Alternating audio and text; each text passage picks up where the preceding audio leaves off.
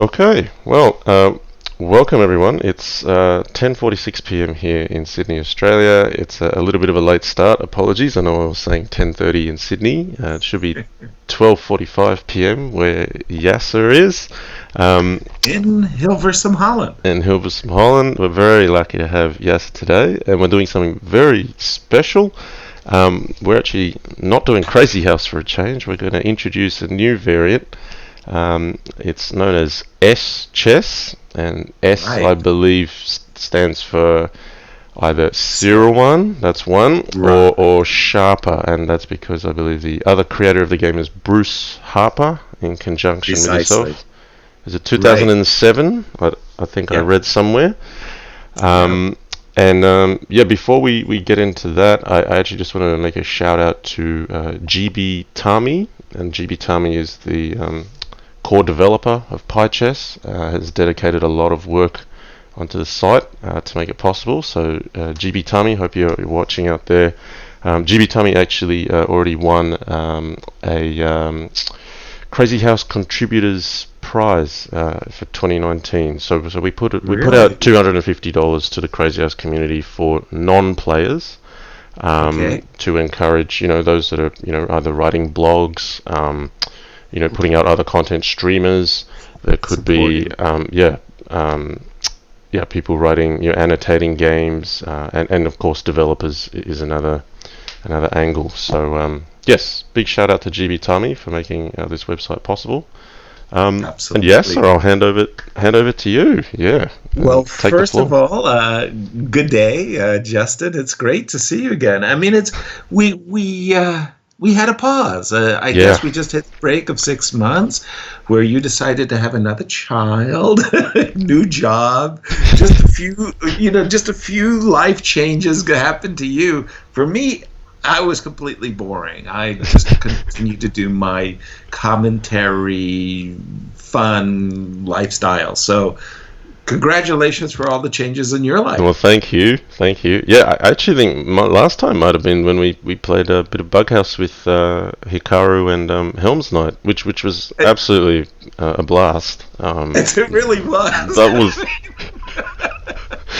that was Well, so much first fun. of all, I mean, I just have to say, we have difficulty enough just coordinating a simple Skype call. Right? I mean, doing a bug house against Hikaru and Hell's Knight, that was amazing, and somehow it actually worked, which is even double, treble I know. amazing. No, it was a very evenly balanced match in the end. And I found there was some hilarious moments where we probably blundered into something, and then somehow it worked out for us, and Exactly, there was 1 second in it, or right. miscommunication worked in our favor, or something.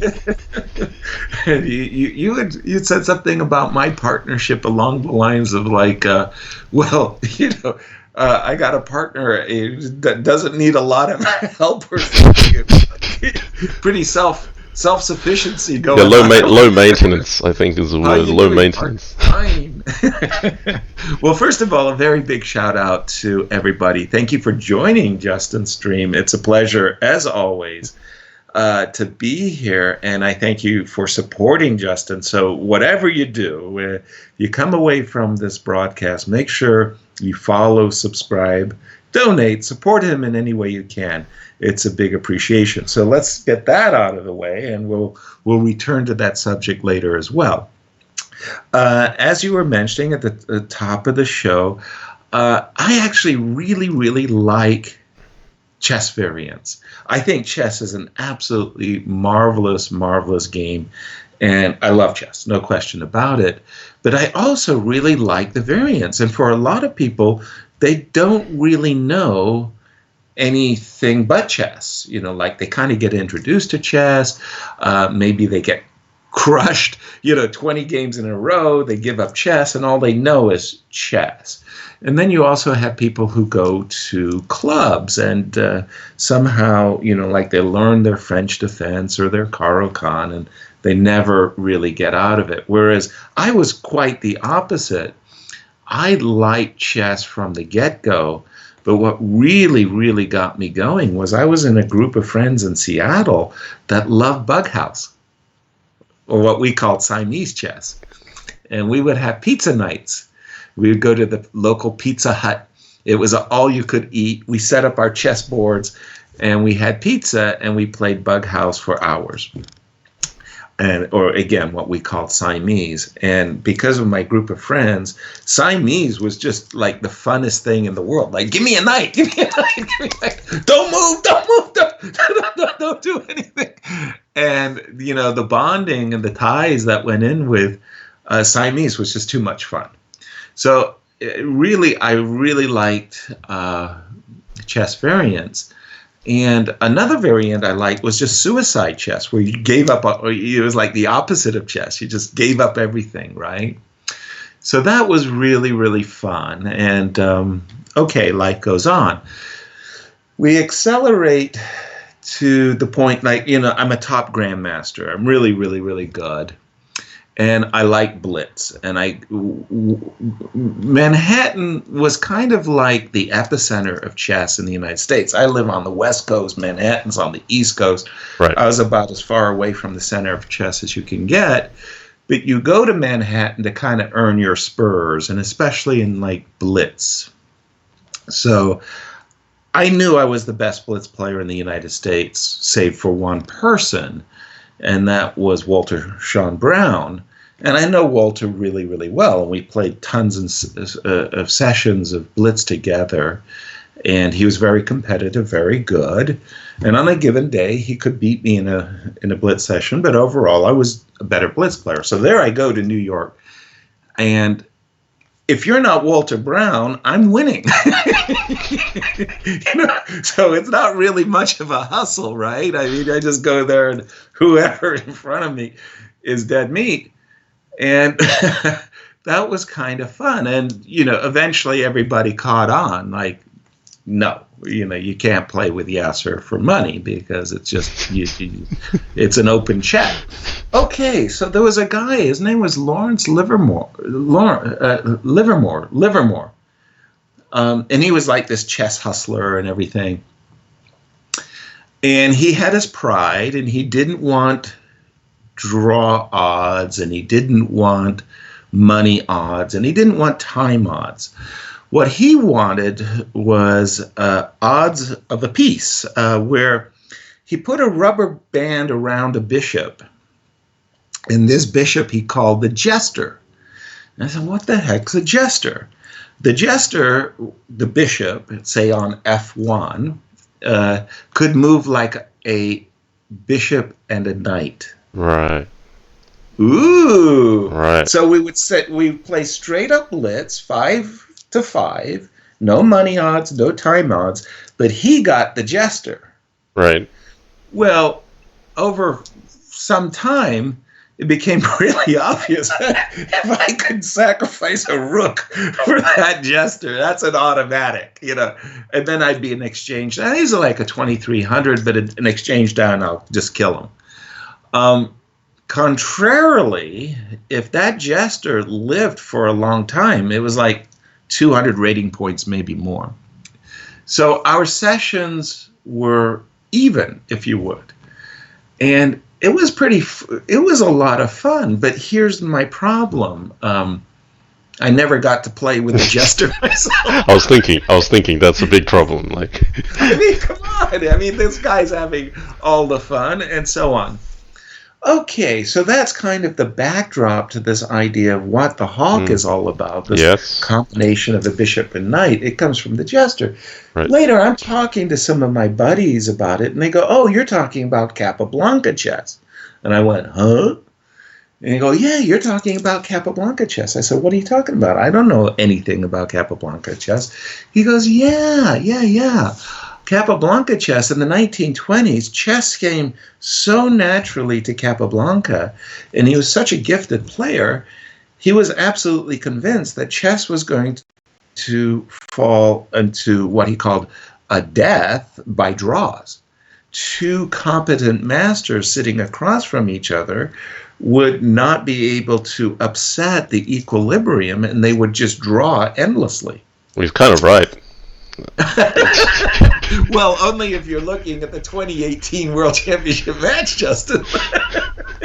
But yeah, he had a point. But okay, let's say the call was premature. Sure. By maybe 100 years. He was too early for his time. Yeah. Okay. A man ahead of his time, by a century, or give or take. Anyway, the point was he decided that he was going to create a marshal. And a marshal was a combination of a rook and knight. And he was going to create a chancellor, which was a combination of a bishop and a knight.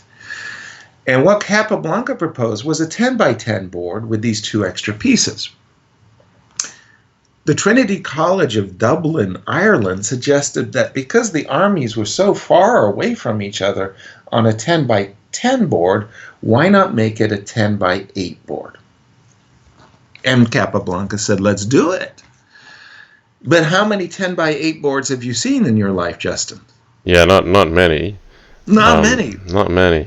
In a nutshell, Capablanca chess did not take off. That's all. That's all. And in fact, I'm in love with the 8x8 board. I think it's a perfect cube. It's just what I've grown up with. I love the 8x8 board. I loved Capablanca's pieces.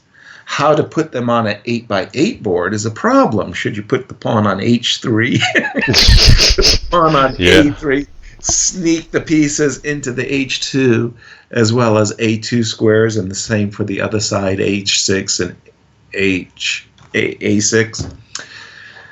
So I was explaining this all to my buddy Bruce Harper. Bruce Harper, Canadian master from Vancouver, BC. You know, we're in his kitchen, and Bruce is he's an attorney. At that time, he worked for the Crown as their chief prosecutor for their tax revenue service, and his wife, funnily enough, is a defense attorney, a large law firm in downtown BC. So it's like this perfect partnership, right? The real power couple. You know, yeah, okay. You don't want to mess with them. You don't want to mess with them. Yeah. Yeah, one on the defense. So Bruce is also a games designer, and a lot of the World War II games, he was the author of, the creator of. And also, we love the game of Risk. Oh, yeah, Risk. That's a good one. Yeah. Brilliant. But Bruce's versions of Risk are so superior, Justin. It's not even close. It's so much more fun. So I'm lamenting all of this to Bruce in his kitchen in BC one day. And, I'm saying that I really, really love Capablanca's pieces, and I love the 8x8 board. So Bruce starts thinking about all of this, and he goes, well, tell me what the pieces do again. And together, like we were, just free thinking and saying, okay, so what we should do is gate the pieces on the board. Yeah. That when a vacancy occurs by a piece developing on the first rank, you could put one of the two pieces in play. Yes. So that the pieces would actually stay off the board at the start of the game. In other words, the starting position would remain absolutely the same, and both sides would have two pieces off the board at the start of the game. And we thought that this was like a completely cool thing to do. Our novelty, if you would say, over Capablanca chess, and let's be clear, let's give Capablanca all the credit in the world for creating the two pieces. Our novelty was this idea of gating the pieces on the board, as well as changing the names. So, for example, if I said to you, what's a chancellor? You might think, oh, chancellor is a politician, Chancellor Merkel of Germany. And a chancellor is somebody who wears this big, big necklace, their station of office, right? So that would be a chancellor. And if I said to you, well, what's a marshal? What image comes to your mind if I use the word marshal? How would you describe a marshal? Yeah, well, I mean, that's not a word we use too much in Australia, but, I've heard the term air marshal. I've heard in movies someone's on a plane that's security. So, Yeah, neither of those Martial, terms kind of give you a clear idea of, well, right? how they jump or move, I suppose. Right. A Marshal General Rommel from the World War II. So when I think of a chancellor, I think of this, top office politician. And when I think of a marshal, in my mind, I see a military person, with Sure. military uniform and a chest full of medals. So, okay, now reducing the image of a marshal and a chancellor to a chessboard. Well, again, like too many people. We got a king, a queen, a marshal, a chancellor. Doesn't go. And for kids, one of the images that children around the world really immediately understand, and Zhang Khan is a elephant. An elephant. Yep. Like if I take a toddler and I bring him to the chessboard, a toddler will more than likely pick up the knight first before any other piece, and will say horsey. That's right, horsey. Exactly. I used to teach chess, and I remember a fellow coach said, this is a horse. What's the other name for a horse? And another child said, oh, it's a knight. He said, yes, that's right, that can be a knight. Because a knight sits on a horse. And then there was a little girl that said, no, I have another name. And I said, oh, well, what's your name? She said, it's a pony. And so, kids get what the horse is, that they associate with it. But I remember as a kid when my dad taught me the pieces, and he showed me a castle. And I said, "Is that a water fountain, Dad? What's that?" So it depends what kind of set you have. You can't really make out what it is. Exactly. So go on. You were saying they know what an elephant is. So then what happened is Bruce and I thought, instead of a marshal, we're going to change the name from a marshal to elephant, because it immediately has an image. We can make elephants stand out. And for a lot of kids, a raptor, that is to say an eagle or a hawk, is very, very identifiable. And in many, many cultures, falconry is a cultural part of their society.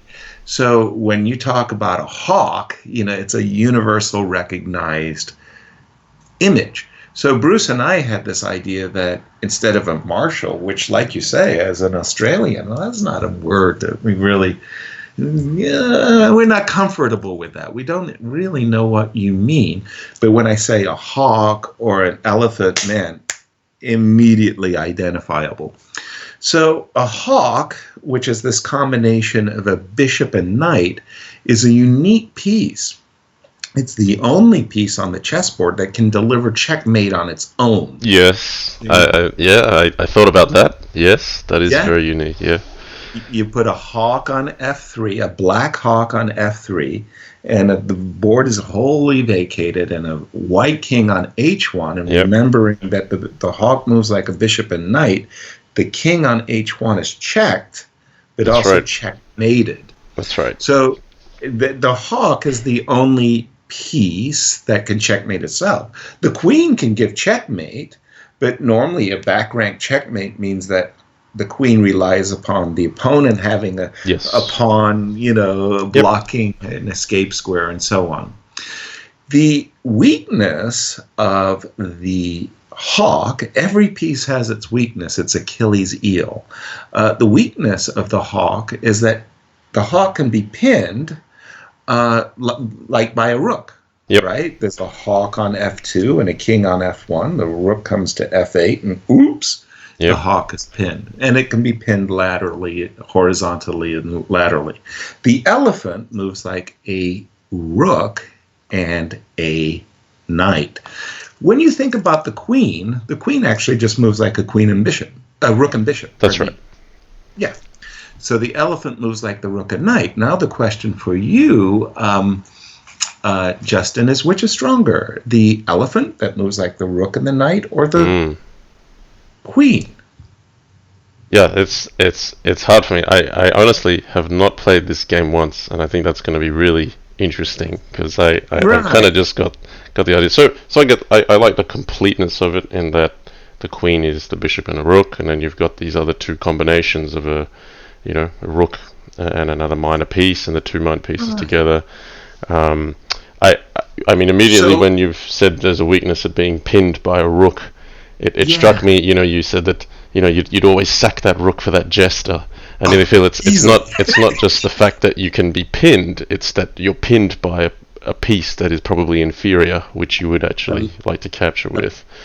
A lesser piece, exactly. And no different, like bishop would pin a elephant, for example. Precisely. Yeah. That's exactly right. That's the Achilles heel of the elephant. Now, if I was to ask you intuitively, which is the strongest piece? A rook and bishop in combination, that's the queen, or a rook and knight in combination, that's the elephant, your intuition might tell you that the queen is stronger because most endings of chess, the rook and bishop combination is stronger than a rook and knight. In other words, if I have 3 pawns on the queen side and 3 pawns on the king side, and you have exactly the same, and I have a rook and you have a rook, the game is even. Now, if I include a bishop with pawns on both flanks and you include a knight, we say that the rook and bishop will likely give that side, the imbalance favors the rook and bishop. Yes. So you might think to yourself that the imbalance of the queen and bishop, the rook and bishop for the queen versus the rook and knight, you might intuit that the queen is slightly stronger. Well, we say the queen is worth 9, but then what would the elephant be worth? 8.9? Okay, let's just play an opening. I'm going to play the move e4. Oops, I guess not. Do you want to? Could you play? Okay, there's the game got aborted for some reason, but let's try rematch. Let's try rematch. Okay. I just game abort. Or maybe we waited too long, but that's okay. Go ahead, if you would play the move e4 for me, please. Yeah, sure. And knight f3. Yeah. Shall I put a piece on or not? No, just knight. Knight f3. Just okay. knight. I click on a blank. Okay, and bishop to b5. No pieces, please. Yep. And bishop takes c6. And knight takes e5. Yes. So now we come to the famous Morphy ending. So this, of course, in regular chess is the exchange Ruy-Lopez. And Morphy's move, Morphy's defense, was 3a6, attacking the bishop. Right. Because Morphy's defense was all based on this double attack of queen to d4. Now, notice that I put the elephant on the board. Right. Okay. Now, if the elephant is worth a lot more than the queen, you should now play knight f3. Okay. Go ahead. And you should play king f1, and you should put the elephant on the board. Right. Yeah. Okay. So now you've pinned my queen to the king.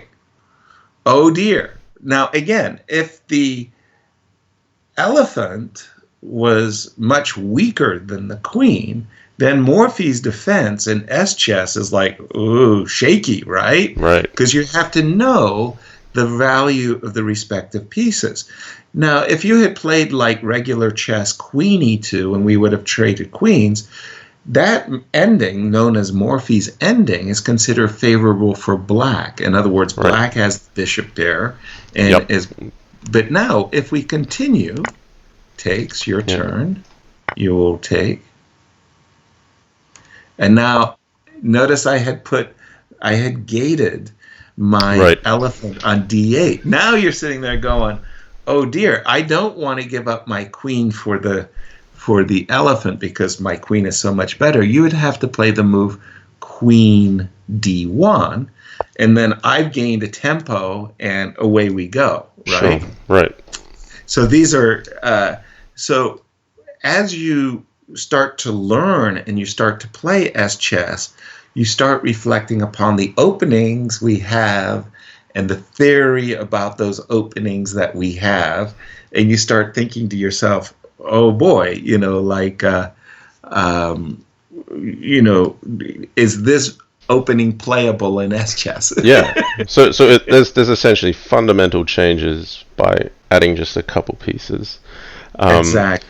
I think what's good at this point, because I'm just seeing a few queries in the chat, and also because I'm like a new beginner and I can see you're very close to this very Yasser, and it's already getting into some very interesting things. I just want to kind of clearly state the rules. Yes. When this, I mean, people are going to be used to seeing Crazy House on this channel, and it's very different, because in Crazy House, as you take pieces, they become your color, go on the bench, and then you can put them on any vacant square, bar pawns on the first or last rank, etc. In this case, you cannot put the pieces just anywhere. You need to move a piece off its initial square, and at that point, as part of the same move, you can put that piece on the board, but you do not have to. So I mean, as I was moving before, if the viewers caught it, you may have seen there were three options you could put as the knight moved from g1 to f3. You could have a blank, you could have the elephant, or the hawk. And I believe once you make every piece move off the first rank, if you don't use your pieces on the side, you forfeit the right to bring them through that gate. Is that correct? Correct. Yes. Correct. So just on that note, if you wait a long time to bring the pieces and you're suddenly down to your last moves, you could unleash a combination which you could disrupt. And then just to continue, if you would be so keep kind, going. Yes. If you would play the move d2 d4 for a moment. Yep. I'm going to play the move castles. Now, when I play the move castles, what you see is I make two vacancies. Yes. The king on e8 has moved, but so has the rook on a8. When I castle, I make two vacancies. So as you can see on my board, I have the right to bring in the hawk either to the a8 square or the e8 square. Sure. But it takes me two moves to bring on both pieces. In other words, if I castle and I need to bring on both the hawk and the elephant, I can't do it in one turn. Right. It takes me two turns to bring the hawk into play. Okay, can I clarify something there? So say you still had your elephant in hand.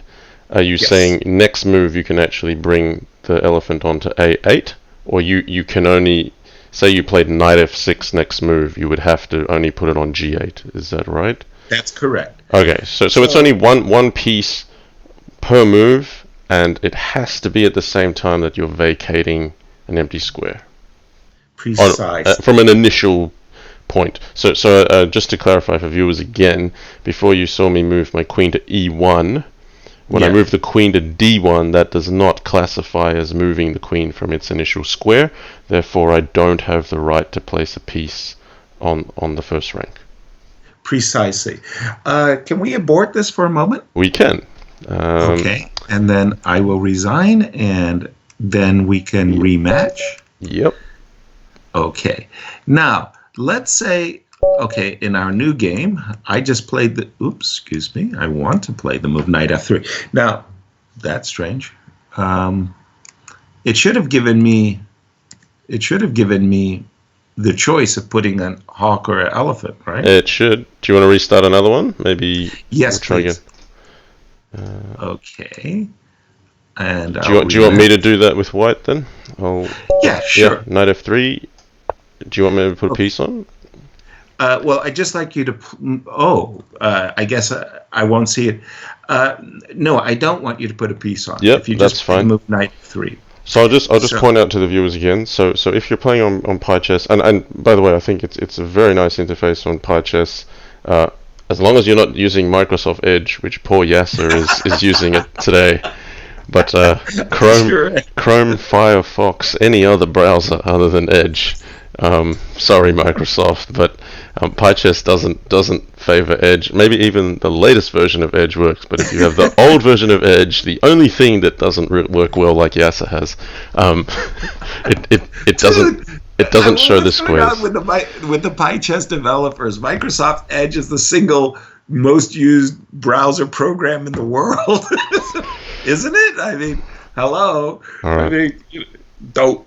Okay. So yeah, I was just going to say, yes, these are where the options pop up, where I have moved the knight to f3, but then you have the option of placing something or placing nothing, and Yas has asked me to place nothing, so I'm going to click that. Exactly. So I just wanted to explain that for the viewers. Yep, go ahead. Right. Yep. So you just played knight f3, and it gave you the option of putting either a hawk or an elephant on the vacated g1 square. I will play knight f6, and hopefully the audience can also see that from my perspective, I'm given the same option. Yes. I'm going to click, no, I don't want to put anything on the g8 square. Now, you're a genius, and everybody should know that. Justin, you're great. And you're Nimzovich, like, you play knight on f3 back to the g1 square. Would you do that, please? Okay, sure. And I, being an equal genius to your genius, will do the same. Right. Okay. So essentially, neither of us will ever be able to gate a piece through g1 and g8. Yes. Again, if you would please play the move knight h3 for a moment. This is a different move. You weren't given an option. No, I wasn't given an option. That's correct. And me either. So it's sort of like en passant. Yes. If you don't make en passant on the moment it's offered, you can't make it on your next turn. Sure. So we'll go go back to g1 for a moment. I'll go back to g8. Now you play e2, e4, if you will, please. Yeah. Now, one of the things you gotta understand about S-chess is these new pieces are really, really powerful. King safety becomes kind of paramount. So go ahead, if you would please play the move f2, f4. Oh, okay. Now, the King's Gambit, as we understand, on a good day in regular chess, can really be a little bit breezy. You're lifting your kimono when you play the move f4. Sure. So I'm going to play d5, and you're going to play takes on d5, please. Yeah. And I'm going to take on f4, and could you just play knight f3 without dropping a piece on g1? Okay. I don't have the choice anymore, in fact. Yes.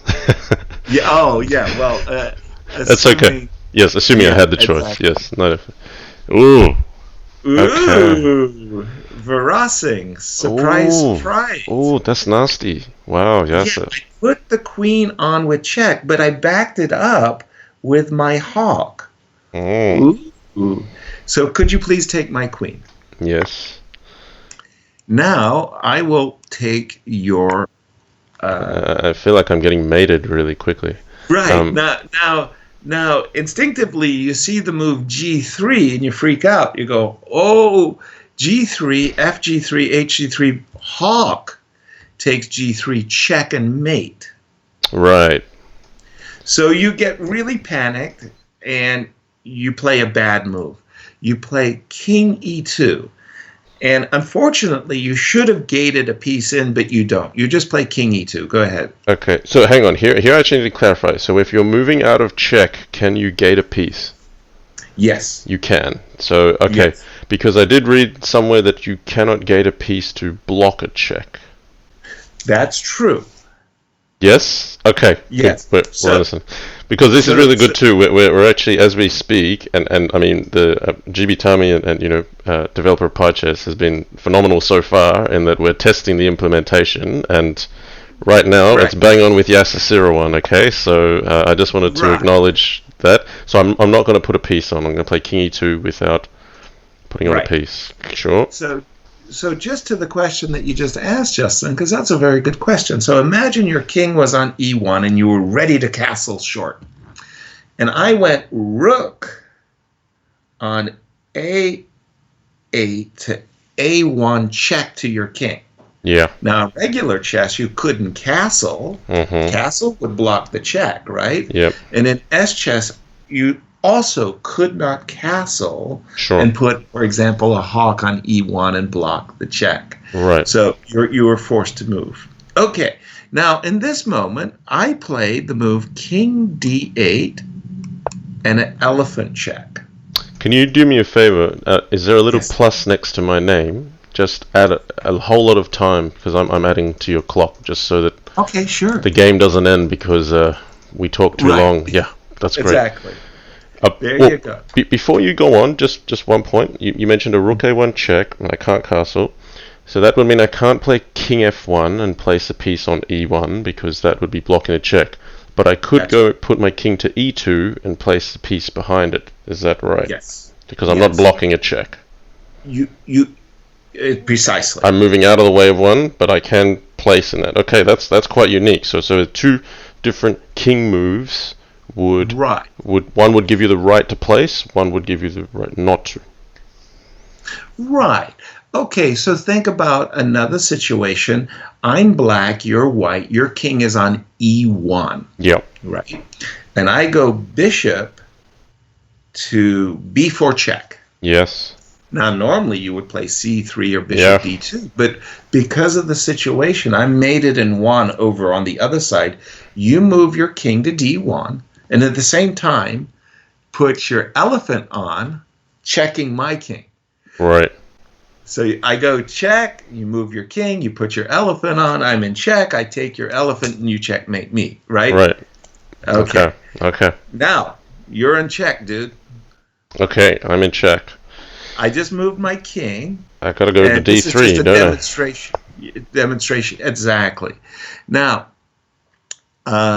there's all kinds of checks, but this is the strongest one. Ooh. Ouch. Okay, yeah. Go ahead and play king c3 for just a moment. Now, instead of taking your queen with check... Oh, you're going for mate. So this is and the jury's still out, because either deliberately or not, you've still not stated which you think is more valuable between the queen and the elephant. Oh, I'm definitely getting there for sure. I find it interesting in that, and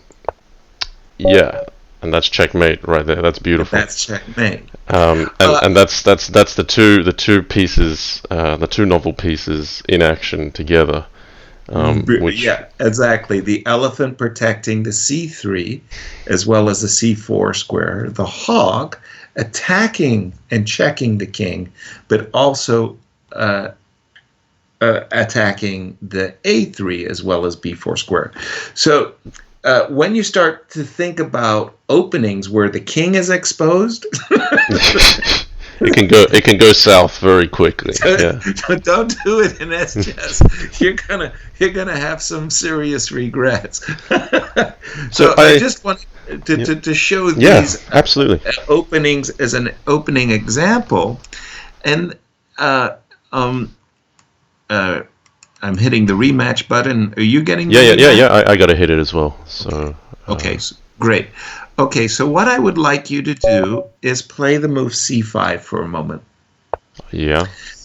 And would you please play knight to c6 and hawk to b8? Oh, and I'm developing my hawk out from c7. Exactly. If you could take that pawn, please, and play the move g6. And if you could play bishop g7. And nothing there, or elephant? No, just bishop g7, nothing. And I will not also develop anything.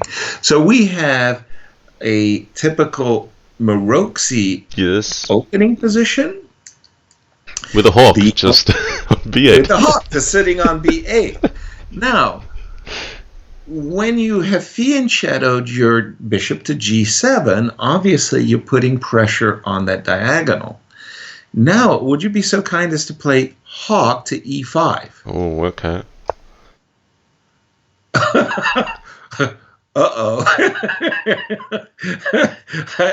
I can suddenly, my spidey sense is tingling, because not only did you make a battery on the diagonal suddenly, right, but you're also hitting this knight on d4, which isn't very easy to protect anymore.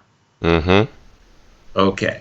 Now, if I played a bad move like knight takes c6, could you play b takes c6 for just a moment? And again, at this moment, I really should put like a hawk or elephant on the board. I play knight c3 in order to stop you from capturing my pawn on b2.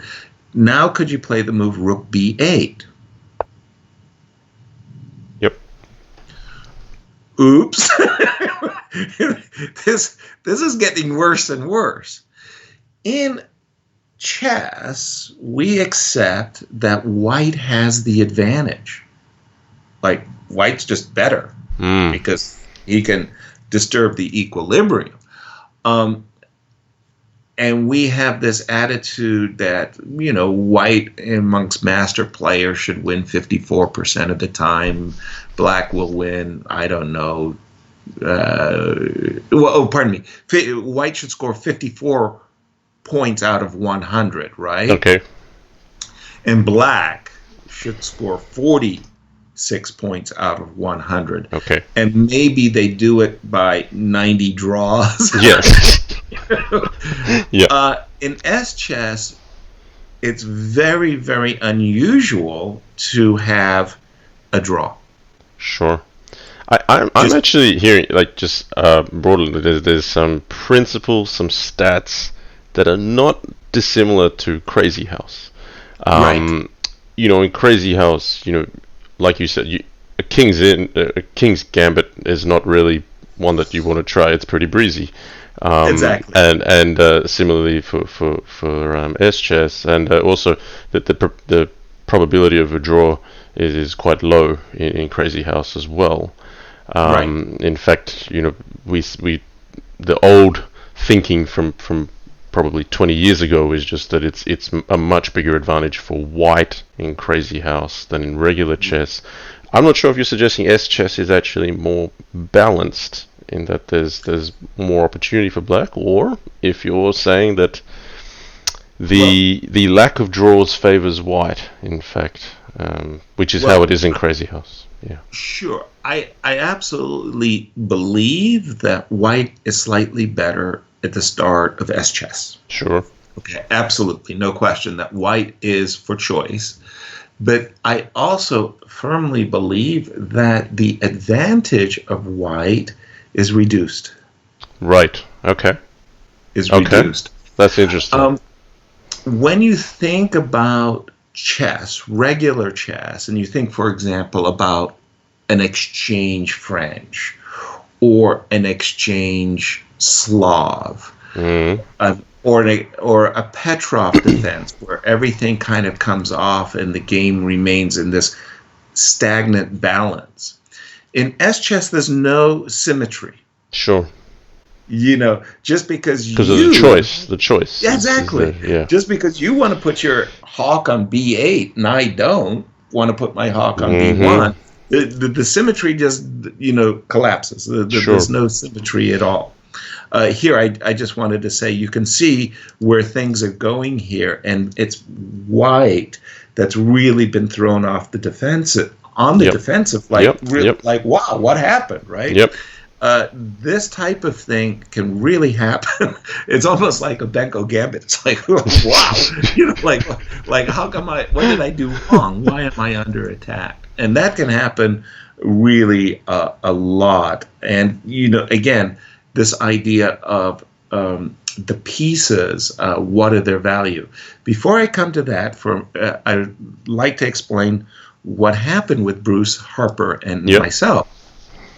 So we really loved this new variant, like from the get-go. We just spent the entire afternoon, in fact, the whole weekend, just playing massive numbers of S-chess blitz games against each other. And we were immediately taken with it. We just said, oh, this is a great variant. People are going to love this. What should we call it? And I said instantly, well, Sharp Chess, because that was a kind of combination of his last name, Sharper, my last name, Seirawan, so Sharp. Well, we immediately, we got a patent. Plus the word sharp has a meaning in itself, and it is sharper. It is. Right. Yep. And then if it's not Sharp Chess, it's Sharper Chess, right? So we immediately went to Google and we started, Justin, Sharp is trademark. Sharp Chess. Right. Sharper Chess is trademark. There's a shop, the Sharp store. Right. And they have Sharper Chess sets. They've trademarked and patented that name up the yin. Okay. You're like, oh man. You're like, Okay, then we thought, okay, let's go with Elephant Chess. Patented, trademark. Okay, yeah. Animal Chess. Disney owns Animal Chess. And we started going crazy. And I mean, we spent literally hours going through every permutation you can think of for chess, and it's like over the course of decades, people have patented names and ideas. Yeah. Like it was brutal. There's nothing under the sun that was available. So now at this point, we really just want to get the thing out there, But now we don't want to get sued. Okay. All right. Yeah. So we said, okay, S-chess, as Seirawan chess, was only put out there so that Bruce and I wouldn't get sued. Understood. By inadvertently using somebody's trademark that we had no clue. Okay. So that's how that came about, right? Sure. That there's that issue. Now, we look at this position, and I'm going to play the move bishop to d4. And you're going to look at that and you're going to go, what? That's a stupid move, right? So go ahead and take my bishop. And I'm going to take your hawk. I'm going to put an elephant. You're going to take my queen. And I take. So I just traded essentially my queen for your hawk. Yep. Now, if our table of values said that your hawk was better than my queen, well, I made a good trade, right? Yeah. But if our tables of values said, well, in fact, it's not true that the hawk is lesser value than my queen, it's like, oh, right. Why did I do that? I believe that in the endgame, the elephant is better than the queen. I was going to say that. I was going to say that I value, and this is me as a crazy house player, valuing the minor pieces in the middle game, that I actually see the hawk as more valuable when there's more pieces on the board, because it can dodge and get around and sting you in a lot more ways than, say, the elephant could, because the files aren't open yet. And otherwise it's just moving like a knight and kind of still landing behind a pawn somewhere. But I find it the ability to reach long and be able to fork like a knight is quite unique. And that's where I think that the edge is for the elephant, actually. Sure, a queen can move and then fork on a diagonal. But yeah, there's something tricky about that elephant. Okay, so if we go, the elephant and the queen are really, really close in value. I'm going to give the queen the edge in the opening and middle game, but I'm giving the elephant the edge in the ending. We're basically saying 9-9. Yeah. So whenever we make that trade, we can go 9-9. And we can mentally say, okay, that was even Steven. And I'm going to give the hawk a value of 7. Okay. I can go with that. Yeah, I if, see that. if I drop my hawk and I take 2 bishops from you and a pawn, I've made that mental gymnastic that was an even trade. Now, of course, the position may just make your hawk kill me, but that's what I'm really valuing the pieces as. The hawk is a 7, the elephant is a 9. Now, when you think about the elephant for a moment, now I don't think I can set up a study, but there is a way, but we won't try today, just because we might spend more time on that than the time we've spent already. Right. But it is possible to do with yeah. Yeah, sure. Go ahead. If you have a king and a queen only, and I have an A pawn, a C pawn, an F pawn, an H pawn, on the 7th rank, about to promote, my king is there. Your king is ways away, right? With 4 pawns, 4 different pawns, the A, the C, the F, and the H. Yes. Position's a draw. It's a theoretical draw. With an elephant, it's always a win for the elephant. The elephant always wins. Okay. And it's not even close. Right.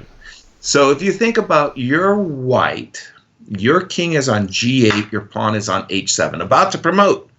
Queen is your next turn, right? Yep. And I give you a check with my elephant on the G file. Yeah. You're screwed. That's you right. You can't go to H8 where it's stalemate against the queen, because now I'll go elephant G6 mate. That's right. You have to go away, and I'll go elephant. And you put it on H8 in front of the pawn, and that's the end of it. Yeah, okay, that's interesting. Sure. So in the endgame, the elephant can actually really outshine the queen badly. Sure. That's an example. So anyway, you can understand why Bruce and I were immediately elated by this new variant, and we wanted to get it tested. Just a second, I'll be right back. That's all right. Now, guys, while Yasser is actually away, and my time is ticking, I'm going to abort this game. And we'll actually try to set this up, because I have been informed it is possible to do, and I may fail miserably at this, but let's give it a go. I need to create a game somehow. How am I going to do that? Actually, you're back now. I wasn't sure how long you would be, but no, I should have had it ready. I didn't actually. I was much more prepared, Justin, to play Crazy House. To really do it, an informal explanation about chess. But can I say, I think that's a fantastic introduction so far. I think it's been wonderful. And look, these are the actual real 3D pieces that Yasser's got. He's already got the set. That's beautifully shaped, and you can see the animations on PyChess quite closely match what that looks like. That's your hawk right there. I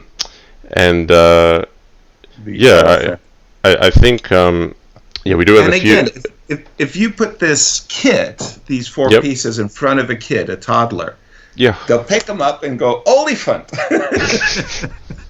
Well, what I realized was, in a sense, the only kind of animal on a regular board is the knight, and it was kind of fitting that the L-shaped jump is reserved for animals, if you like. Yeah. So with a hawk and elephant, the only thing in my head was I can picture the hawk kind of jumping, but the elephant jumping over was a bit of a stretch. But the fact that it's an animal is very good. Yes. So okay, let's play a game. Let's play a game. Chess together. We're going to rematch. Okay. Because there are people on the sideline saying, "This is great, okay. A great intro, but let's have a game because it's been an hour." Let's have a game. But it has been a fantastic introduction. Thank you for your insight. It's been great. Right. And as you're going, I mean, this is going to be. I mean, later we'll get more competitive, but I'll try to prevent you from blundering badly. No, that's okay. No, I think the audience is quite keen to see me get destroyed. So I have to say straight up, this is my actual first game ever Of course. playing. I did go on the site to just check how to maneuver the pieces, but I've not even played against the engine properly. I might have played one game against like a level 1 engine, and then it kind of was beating me, and then gave all its pieces away in the last 20 moves because it was just randomly moving anything. So no, don't hold back, and Right. I think that's going to be very interesting. Okay, D5. I didn't even think about that. So yeah. So yeah, one of the things, of course, is this idea that you have to either judiciously or at the right moment, bring your pieces, hold them for later or bring them out early. So this is a big issue for chess players, and the jury's out. The jury's out. It certainly is. I'm already contemplating unusual moves here. So absolute, yeah. And again, a big shout out to everybody who may have joined Justin and I for the stream. I mean, for me, it's really, really fun. This, I mean, I've never had this kind of opportunity with chess, and only when I'm in St. Louis do I get a chance to play with the crowd. Well, what we're doing today, Yasser, is we're cultivating a new generation of opponents for you. There and you also, go.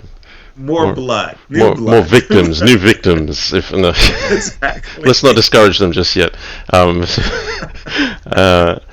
No, I completely hear what you're saying. I mean, I think there is already a video with Yasser introducing yes, chess online, and yes, this is. I nearly blundered, I think. I'm just playing h3. Yeah. I nearly played bishop c4, but then I saw bishop g4 with a hawk on c8 is not good for me. Precisely. That would actually be a kind of a very unusual, well, not very unusual, but that would be quite a skewer. Yes. On the diagonal. Your queen on f3, your hawk on d1, bishop g4 was a latent threat. That you did very, very well indeed to deal with it the way you did. Okay, so now we're kind of getting interesting. I'm expecting your hawk, your elephant one day to show up on e1. So I wanted to get ready for that eventuality. Okay. Well, now I know what you're thinking. Directly from the horse's mouth, in fact, right? That's right. Don't. Me and my big mouth. I'll shut up. What I might do, I might add a whole lot of time, and if you can do the same, then we can both navigate this a little slower. Yeah. Very happy to. So I'm contemplating 95 as a way to gain tempo. Right, and I'm looking at knight d4. Also, notice that my elephant on d8 is actually protecting both f7 and b7. Yes. So it's like if the knight could jump to d4, it's not like your queen can raid. Yes. b7 That's pawn. Right. That's right. Okay, so you went there. What can I do? Well, okay, I'm still chess, like regular chess, really favors development with tempo. Yes. Obviously, bringing out your pieces as rapidly as possible is always the motif, whether it be in any kind of chess, crazy house, any chess variant favors bringing out the bits. So in this particular case, I'm bringing out the bits by attacking the queen. Oh, yuck. Okay. All right, but here's interesting because I'm known for sacrificing my queen when it's not warranted. Exactly. And Now, here's where I can make that choice in evaluating the pieces. right, that's exactly what I wanted to say. Now, if you have this kind of little guide, this table of values, right, then it's sort of like telling you, hey, 7 to 9. Yeah. Okay, I am losing, but okay, I'm getting something, right? But what exactly is it? 7 or 9, or are we sure about that? Now, So to my S chess virgin mind, yeah, all three seem to me like a queen at the moment. They're a combination of two pieces, and I exactly. think you've had some more experience where you've reached some end games and things like that. And my mind's Right. in the crazy house world where I'm saying, well, if we can help it, we won't get that far. But yeah, here I want to make just to the audience that I've castled there and had the option of placing the elephant on either H1 or E1. Precisely. And I've chosen H1 as it's got a natural development to G3, and the G file is a good place for it to live, in my opinion, in Okay. my uneducated opinion on this game so far. Precisely. But I have to let the audience know where I'm at. So For sure. D4 is hitting with tempo. I have to play it. Now, D4, of course, you're exactly right. It's hitting with tempo. My elephant on D8, of course, is opposing your hawk on D1. And again, if I don't know what the values of the pieces are, maybe I'm thinking that my elephant could take your hawk, Yeah, and my knight was, in fact, not under pressure. sure. But I do think that my elephant is actually more valuable than the hawk, so I'm not anxious to trade it at the moment. Fair enough. Okay. Um, if you don't mind, a bit more time Of would be course, useful sorry, again. sorry, yes, That's okay. not at all. Apologies, No, apologies. don't apologize. No, I want to make sure. In the words of Alexander the Great, I refuse to steal a victory by distracting you on the clock, Justin. You distract Now, me via other ways. You're quite good at that. now, of course, is simply a heads-up trade that you're offering. You're attacking but you're doing it with a tempo. You're basically saying, I'm willing to trade off the queen and the elephant for one another, but you got to develop your bishop as well, Hmm. and that's a good Yes. deal. So you bring your piece out quickly. Development. Okay, now where are you heading? Okay, I again and again throughout every type of variant, king safety. Oh my goodness, usually paramount. But I suppose Okay, we've removed two sets of queens effectively, so yeah, we've reduced our firepower a yeah, lot, our right? firepower. Yeah. Huh. Okay, now it's kind of getting interesting. The game, we've traded some pieces. Let's see what we can do here. Okay, so with this move, I'm attacking your hawk. Hmm.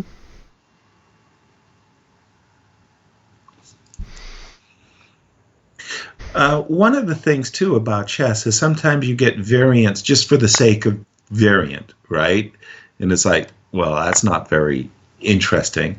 And then there are other variants which immediately appeal to you because it has so much to offer, right? Yeah. This is like one of those variants where I just feel like, oh my gosh, there's so much cool things happening here. Yeah. That's certainly the case here. Now, Yeah. of course, your hawk is under attack, and you have to take my bishop. There's, unfortunately for you, no choice. And then your bishop would be attacking my elephant. Your hawk, pardon me, would be attacking my elephant. But then I'm going to capture your knight and attack your hawk.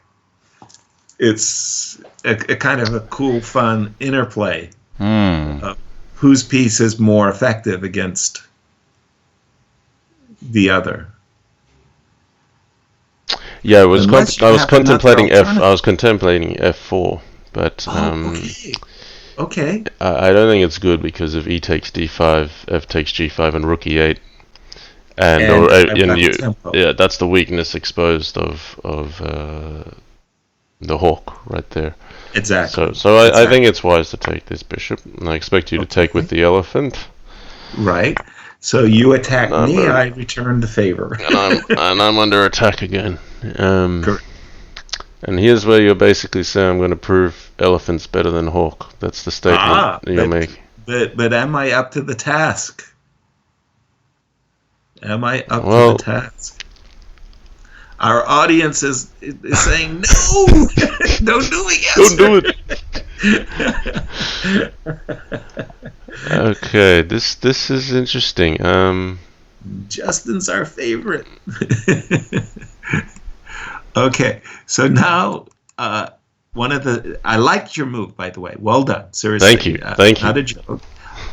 Because you're also the Achilles heel Yes. of the elephant is a diagonal attack.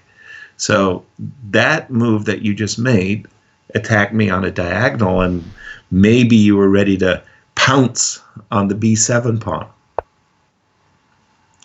Right. Okay. So now it's time, I think, to also in that last move that I just made. Oftentimes, elephants can jump to the A3 square, Yes. and it's like That's annoying. it's a very funny double attack. It's like, whoa, where did that double attack come from? Yeah, that's what I was thinking just there. Okay. By the way, yourself, did you always like chess variants? Yeah, You I found it clearly appealing. remember as a kid we you know I'd be one of those playing Bug House on the side, like never analyzing the last game. It'd be like, where's another three people? Let's go. Right, We used to exactly. play a version of Bug House where you would have to capture all four kings, and that would take a whole day. That would like Capture all four. so rather than just checkmate, like the king was a Wow. capturable piece, and the king had Okay. a special feature in that you could place a king on top of a piece and capture it. Whoa. But then, of course, your king's stranded if you just chuck it on the other side of the board. So, um, yeah, no, that's my memory of really enjoying variants. And honestly, I was never the best Bughouse player in the room. I was always the one that was a sucker playing F6 and getting mated on F7 and going, how did that happen again? Like, I can't believe I made it again. they always beat me with that F6 trick. Like, how does that happen? How's that even Yeah, possible? so that was me, and I never imagined it'd be like this, where I'm now streaming and talking about it. Because as a kid, it was just frustrating. You just like, how, Right. yeah. Right. Um, okay. Oh, if you don't mind, That's I'll add time to you again, and okay. we And might do likewise. a longer time control next time. So we're not thinking about Sure. that. Sorry. By the way, I just want to say once again, it's really, really wonderful streaming with you and just talking about how. Yeah. No, it's great fun. Uh, It's great fun. so, and the time just Just slides flies, by. doesn't it? Yeah. Yes, So after this game, I'm just going to take a quick break and yeah, get of myself course. some coffee. No worries. Yeah. And again, thank you to our audience. It's really a great pleasure. It's always an honor for me to chit chat and catch up with Justin and his life and what's enormous things have taken place for him, and to share this joy that I have for chess and its variants. And for me, what Justin achieves in Crazy House is just fantastic. Well, I gotta say, I love watching you play and playing against you. So really, it's my honor and a pleasure. Now, having said all of that, I want to beat you badly. No, I do feel the honor is all mine. I mean, in particular, here it is really special. I mean, to the viewers, I mean, Yasser is one of the creators of this game, and it's an honor to kind of bring, a very new website, which has a lot of potential, a lot of new players that might play the game, and when I started streaming Crazy House some years back, I was like, well, does anyone really care? Like, we used to play on a server where if you had 20 people watching, that was like world-class game. Like, wow, you got 20 people? And now we have, tournaments that have 500, 600 entering into an arena, and like, I didn't even know about it. It's fantastic. So to have an opportunity to do something like that again with a new variant, that's worth putting some effort in for. Well, for me, of course, I got involved in chess thanks to Bobby Fischer and 1972 Fischer-Spassky match. Right. And the internet was not there. I mean, it was not, No. Communication was a telephone. I mean, let's be clear. And the fax machine was just a godsend. That was just amazing.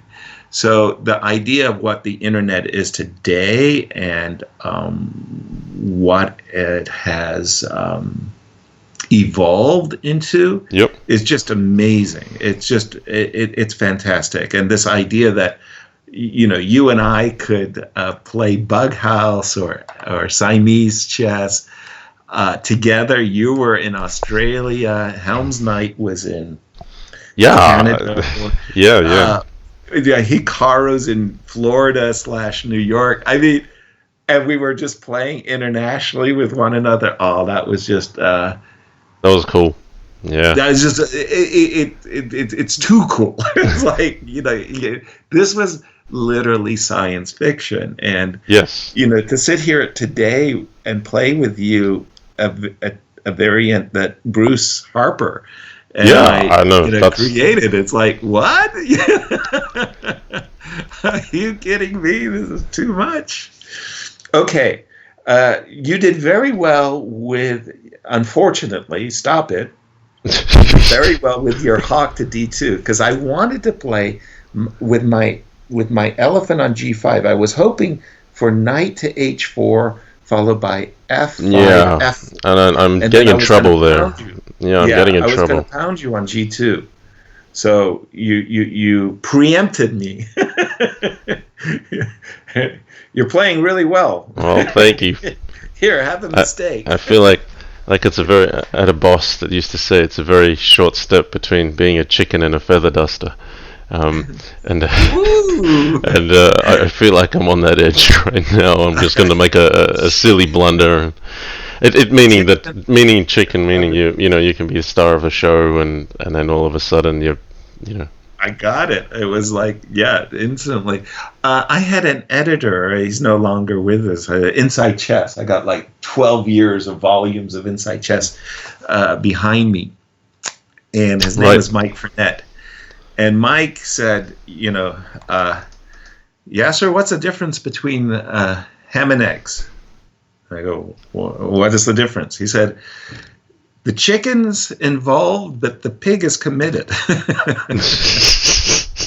It's like, if you stop and think about it, you go, got it. Hey, okay, so you got the hawk off the D file, and that was well done. Again, you're playing very, very well. I appreciate your play here.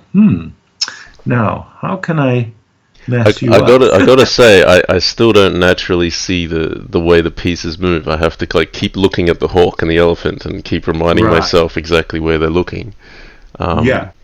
In fact, I'm more inclined to pick up the hawk and move it like a knight because of its shape. And more inclined to pick up an elephant and move it like a rook. I feel that's Mind you, this is my first game, so things could change in the future. But of course. Okay. So I was thinking about e5, e4, chasing your hawk to d4. Yes. And then I was going to play knight on g6 to e7, anticipating that because your hawk was on the d file, you'd be in a little bit of trouble. But there is hawk to e6. Yes. And that's what I was thinking. That's what I was thinking. I'm like, e4's a bit of an all-in kind of move. Right. I'm not really that enthusiastic about them. Okay, so sometimes you just have to realize that you don't have a good move. You need a pass. And oftentimes when I pass, I'm looking for Luft. So let me make a Luft here. Well, then, gosh darn it, then my D pawn is, C6 pawn, pardon me, is hanging too. Okay, so if I boot, I don't know what's going on. Okay, I'm going to play H6 to make Luft for my king. Okay. I wasn't contemplating that one. No. I wasn't either. Originally, I wanted to play e4 and, chase your hawk to, some bad squares.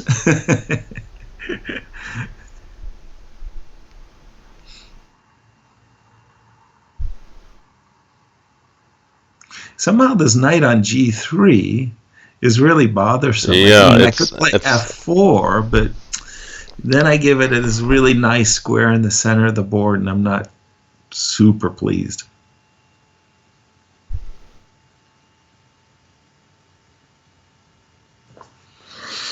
Yeah, if you don't mind a bit more time again. Sorry to ask. Of course. Thank you for the reminder.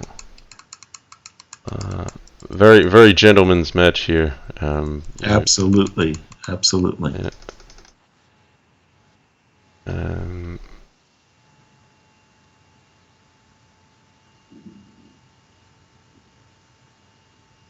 So my thinking was that you could take on c6, but in that case I wanted to play e4, and you couldn't then answer hawk to David 4. You'd have to do something else. And see, I keep thinking I can, but then the rook is actually less valuable than that. Precisely. That's precise. Because I still see it like a horse on the board.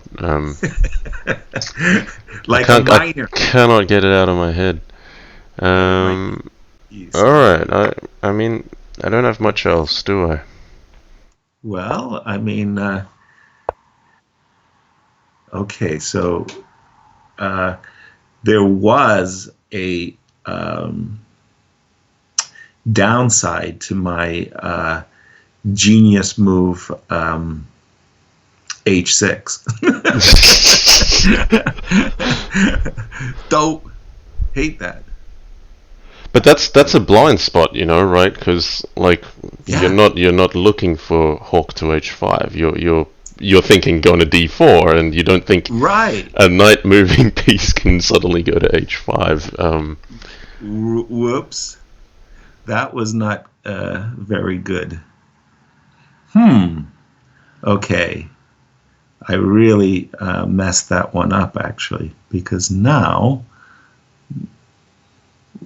I've got a problem in terms of defending the stupid if I defend the knight with the hawk, with the elephant, I need the elephant to also defend f5. F5. So that is really irksome. And it is, of course, covering b7 as well at the moment, which is on. Right. But yeah, you kind of nearly wish it was a queen for a moment. Then you wouldn't have all the problems. Exactly. Okay, just a second here. Now this is really terrible. Okay, I have messed up. I am not ashamed to admit it, but I messed up. Now, unfortunately for me, I'm also playing, well, I want to say a little compromise. My stupid edge, I don't see the board. It's got just an emptiness with just the A through H and the numbers 1 through 8. So no squares. So no squares. You guys all see a very nice picture from my view, but poor Yasser. Poor Yasser. Every square is white. Every square is white for Yasser, and there's not even lines. So he's trying to. There's no distinguishing feature. Even when in blindfold chess, I can picture a 2D chessboard very well. Yep. This is like what? This is like just a really a soup. Okay. So right now, I haven't been able to prove at all that your hawk is not as effective as my elephant. In fact, your hawk is working very well, and my elephant is kind of defensive. But I do feel threatened by the latent potential of the elephant. I can feel that. I can feel that. Yes. Right. For example, I feel I have to be very resourceful here. Right. My previous move, I could have played elephant to G5, which would have attacked your hawk. Okay, so look at you go. Oh boy. Well, if you gave me 2 moves, you're in trouble. Well, no, I'm not, because your seventh rank is covered, isn't it? See, I'm still not seeing that elephant clearly enough that it's still covering the 7th rank. Right. So here you can take my F5 pawn, unfortunately. Now, I had wanted to take on C5, but I was thinking that you could take on G7, and it's weird. Yeah, this whole thing is weird. Welcome to S-Chess. Yeah, welcome to S-Chess, right? Okay.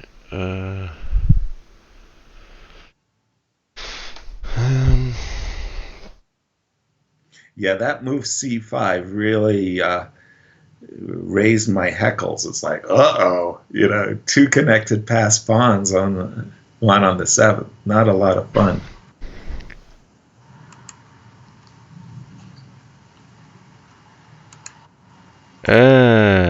No, I didn't see that. Okay.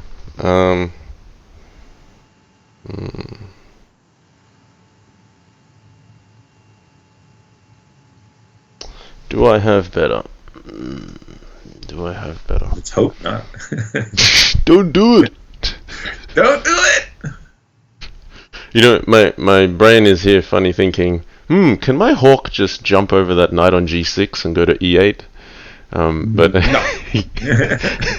It can only jump in one fashion on the L shape. Right.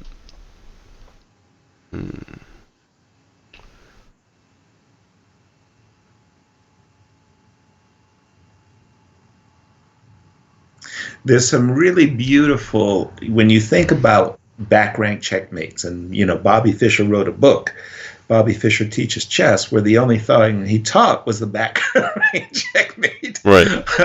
When you think about the back rank checkmate with an elephant, you can imagine the guy goes G3 to make luft, and you go elephant E1 mate. Because you hit G2. And the similar thing, it's a king on H1, the guy goes H3, you go elephant F1 mate. So these back rank mates with elephants can be a lot more dangerous. Okay, you're going down a piece on me. Yeah, I had to take the boring path, unfortunately. I didn't see better. Okay, so this I'm getting a fair amount of material wood, Okay, so here's a good time for me just to offer you a gentleman's draw. I'll take a 'Cause gentleman's draw here. I think the knight's better than my 3 pawns. Yeah, but I need to just check in with Yvette for just give me sure. like 5-10 minutes, and I will be back and entertain our audience. All right, we'll do. All right, thank you, Yas. Okay, well, yeah, everyone. Well, 121 viewers. Thanks for joining, and I hope you're enjoying the viewership. So Mug was saying, why not throw in c6 first? Yeah, I was just kind of disappointed that it went to a chess game, really, and I think Yas has probably called it at the right time as well. So we're not just playing a chess ending where black's better. But no, I thought that was quite interesting. The trick here is if you forget how the pieces move and you play a move like this, elephant takes c5, then in fact you can put the hawk on f6, and that's checkmate all of a sudden. So that's just something I noticed, which is pretty much forcing the trade of the elephant for the hawk here. But if I don't capture on g7, I feel that black's just capturing here, and I feel them every piece that gets traded off this elephant starts looking better than the hawk. Yes, so yeah, I feel like if I want to play this game, I probably have to swap a few less of the powerful pieces, and you could make for some very interesting attacks on the king. But knowing Yasser, he will most certainly make his castled king well established with safety. So that one, yeah, Yasser gave me a gentleman's draw there, saying that he would know how to beat me and grind me down with that piece versus 3 pawns, and I believe it. But he's just had to step away for a break, just for now.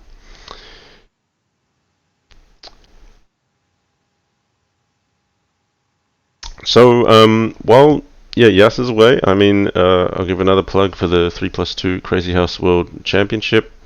Registration is still open for another 2 weeks. You can find one of the forum threads either in the general thread or the Crazy House World Championship thread on Chess. We've got a $2,000 prize pool. We're going to do a double elimination knockout. We're going to have the double elimination knockout collapse to 12 candidates, and the winner of the candidate section will take on Opper-Wezen. I was going to try last weekend, but I just ran out of time. I was spending a lot of time with family. Thanks, Mixu. Go check out either of those 2 links that are in chat. I still need to publish some very thorough rules and like a timeline, a draft timeline. We should probably cover things to make. I think one thing that's happened in the last few years with Crazy House World Championship is it kind of has this momentum, and then somewhere along the way it stops, or people can't play, or for some reason one or another we slow down. And it's probably good to have some things in place that keep the timeline moving, but are still fair to allow people to go on holidays, or if they're in circumstances where they just can't play because they got exams or whatever it might be, that it still works, but without kind of granting unlimited time. And I would be guilty of that as well in last year's 1 Minute Crazy House World Championship. I had a kid, and kind of, before I had a kid, I played 5 or 6 matches in a row, and then I just disappeared off the face of the earth for months. And we shouldn't let it go that long. This year I'm not actually joining as a participant or a player. I'm just going to be an organizer. I am just finding it very difficult to schedule match times or times to stream on my terms, because I've got a young child. Spencer's still just 8 months old, and I'm on daddy duty every second night. So contributing, I still want to contribute, and so being an organizer is a bit easier because I can do that on my terms, on my time. So yeah, please sign up for the 3+2 Crazy House World Championship. It's open to all players. At the moment, we're approaching that, probably getting closer to the 100 mark in terms of people who've applied.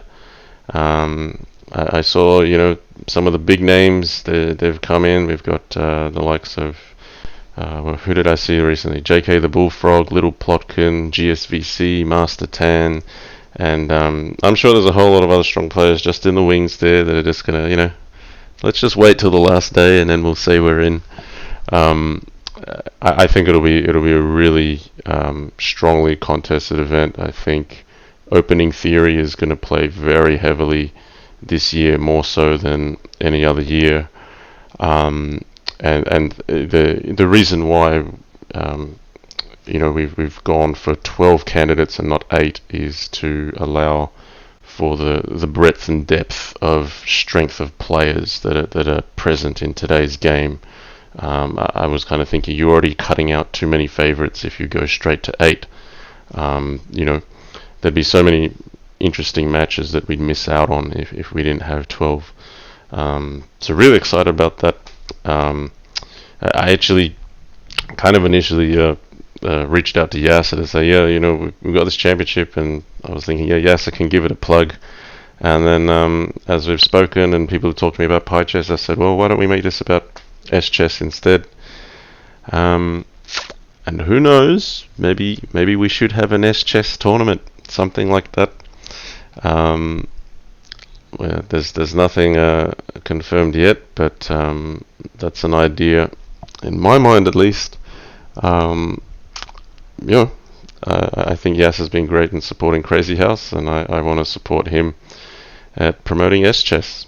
And as you can see, it opens up a lot of new possibilities. I think Yas has given a great introduction, probably gone straight into the depth of certain openings very early. So I think it'll make for good watching, as an archive video in future if people want to see an introduction to the game. Okay, Blunderman ones. JannLee, Crazy House, you have to make some format stream with Antic or Flourish or someone playing Slow House / Antic House / A House. So yes, we had a few fun games. I was introduced to a variant called Slow House, which is effectively not enforced by a server, but Blunderman one's taken me through it in that it's Crazy House, except check is not legal. In that you cannot make a check. You can only play check if you're playing checkmate, and it really slows down the game, and it's a very different dynamic, which was also quite interesting to play. Mugwort says, I don't think Antic House is patented. That's nice. Yeah. So while we wait for Yasser, keen to hear thoughts on piece values. I found it interesting what Yasser said, kind of saying elephant's probably worth about the same as a queen, but hawk might be worth 7, and I kind of felt it there, just as you move out of a position which is which has a lot of pieces on the board, you do feel like this hawk is not going to be as well equipped as the elephant is. And in fact, the elephant's actually looks like a lot more efficient at gobbling up pawns and dodging, through the pawn structures, just in a different way to the way a queen goes about it. I'm still contemplating if it's because it's unfamiliar that it seems so much more powerful, or because it actually is more powerful. It's hard for me to judge, given this is my first game. Okay. Justin, what did you think of the first game? I was just sharing my thoughts with the viewers. You've actually come just as I ran out of breath and things to talk about, like perfect timing. I did a bit of a plug for the 3+2 Crazy House World Championship, and I was just talking about the piece values and putting it out to the audience on what they think of the piece values. But I was noting I haven't really got much feedback yet, but I was saying that I felt the more pieces came off, the more inferior I felt the hawk was becoming versus the elephant. Yeah, I mean it's it's kind of got a little bit with the light square weaknesses that for a moment you're kind of like, oh, okay, there's a problem here. But then if you can, well, what's the way to say? Just simplify the position, then I just feel you're superior again. Yeah. All right. Do you want to have another go? Absolutely. Yeah. All right. We'll have another go. Let's do it. We have a rematch. I feel happy if I was actually happy I got out of the opening there without blundering horribly. Well, when you play enough, your fears are justified.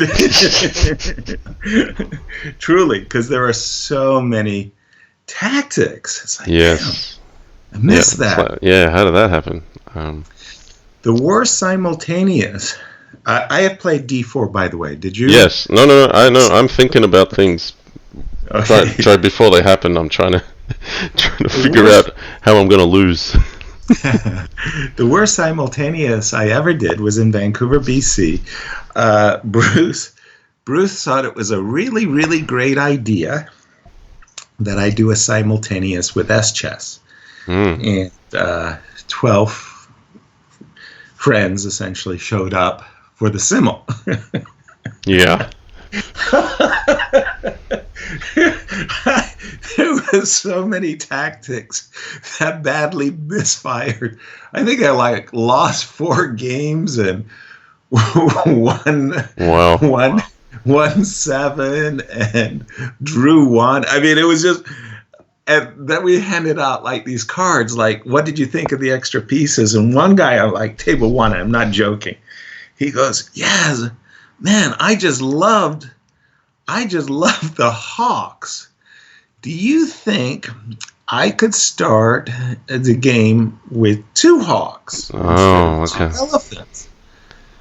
And I go, well, there you go. That would be a very interesting variant indeed. Yeah. Cool. Board 12, the other guy on the other side of the room said, I love the elephants. Can you give me one of those? I got to put you together with this guy. He'll give you 2 elephants to start. If you give him 2 hawks, you'll both be happy. But it was pretty brutal. I mean, the tactics. Yeah, I can't say it enough. Oh, you put your hawk on. Okay, that was a little bit of a verrassing. Okay. I'm not sure if that's premature or if I'm in the right.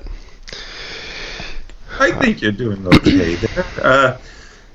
I know in this particular variation that sometimes my queen goes nicely to the B3 square. So wow, okay. So I didn't know it was a variation. I was out of book after 2 knights e6. I'll just be clear. Well, you inadvertently did something really clever. Okay. All right. Well, you better not tell me then, because I haven't figured that out just yet. Let's just see it. Okay. Now I saw that guy landing there.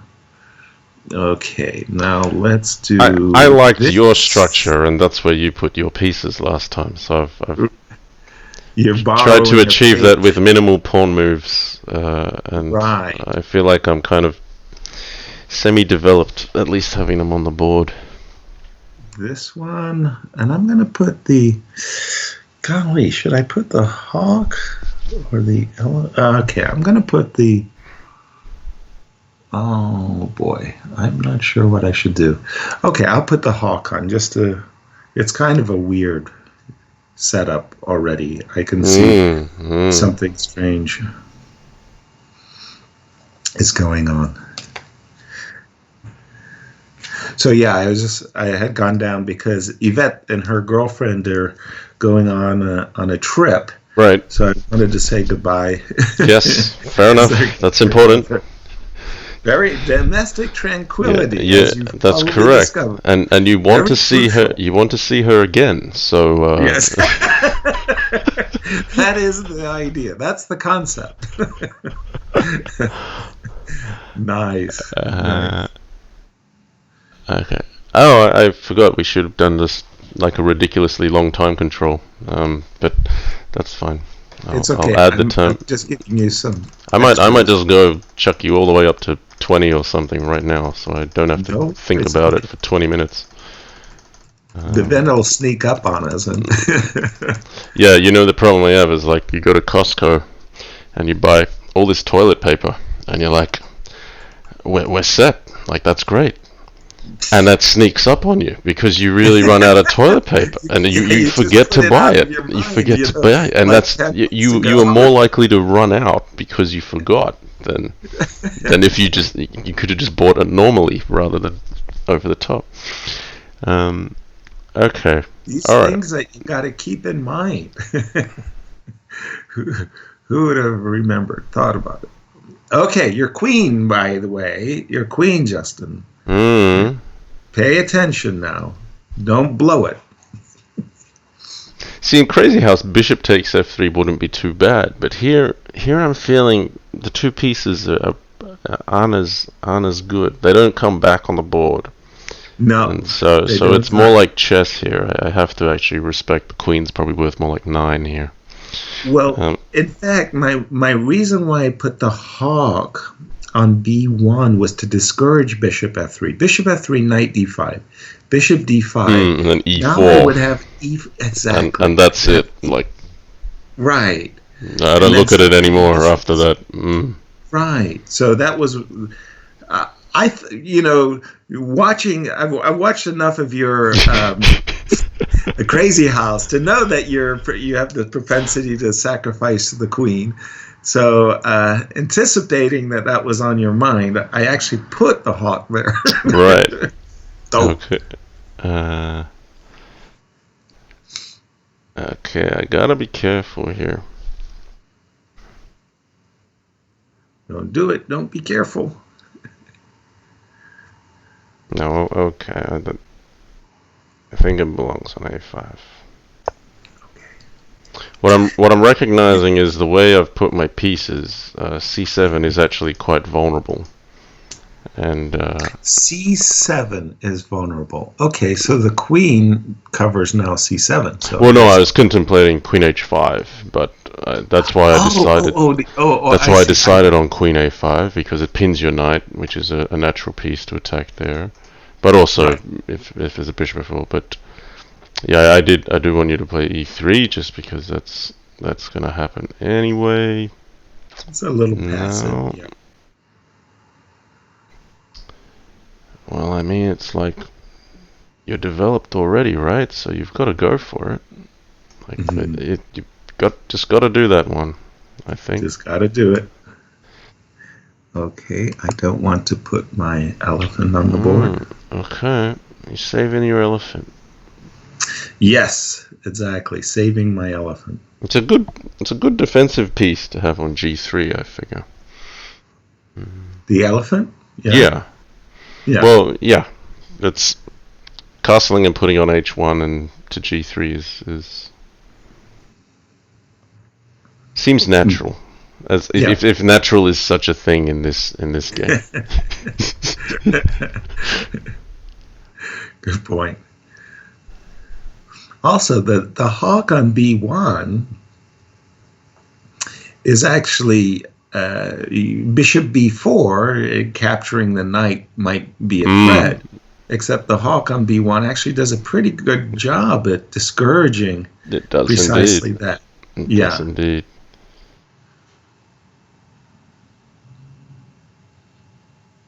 So it's kind of funny that I would say, beside myself, and I mean, let's not get into false modesty, beside myself, you think Jeffrey Zhang and Levon Aronian are really, really good.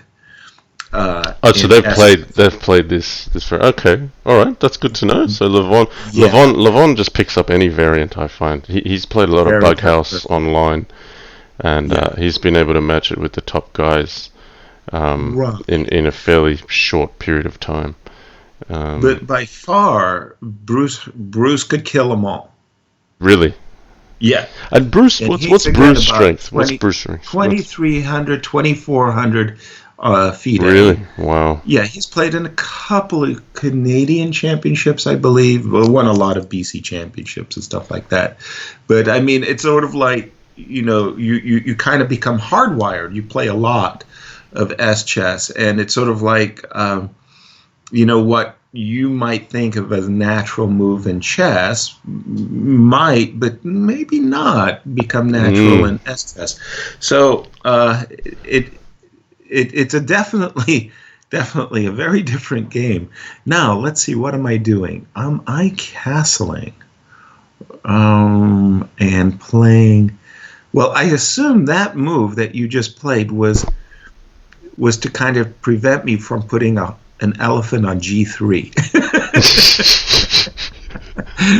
In some ways, I mean, I was talking about it, wasn't I? I'm like, well, how are you going to get an elephant out into the game? That's kind of where my brain was thinking. Exactly. So, on E1. Okay. Yeah.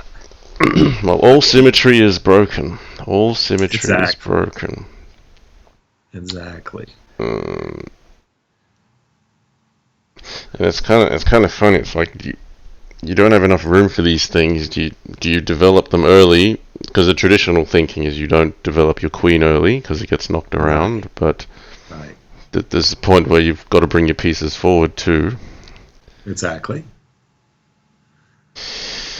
Now you got to be a little bit careful that your queen doesn't. I don't know. I mean, my queen doesn't. Geez, I wasn't looking at my queen at all. Well, I can imagine that if I get in something like D5 and hawk to D2 to C4, your queen can, But then again, you don't mind losing your queen. It's like, that's probably half the problem. I'm not even. I'm like, what queen? I'm like. What's a queen amongst friends, for sure. Okay, now, let's say if I go there. Intriguing. So, my first thought was H3, but I wonder if you might just take that on H3. There's a hawk sitting on C8, and that would have been... I'm not going to say catastrophic, but my primitive crazy house brain is not even thinking. I will take H3 if you play it without so much as a brief. My primitive brain. I like that. It's like, okay. Just what you want me to sack and like take a pawn with check. Like, boom, boom. I'm right there. Not even. Consideration. Yeah, so here what I was lured to with this idea of D5 and E4, I was thinking that I'm going to go hawk to David 2 to C4 and try to cause some damage, but maybe it's not something that you need to fear.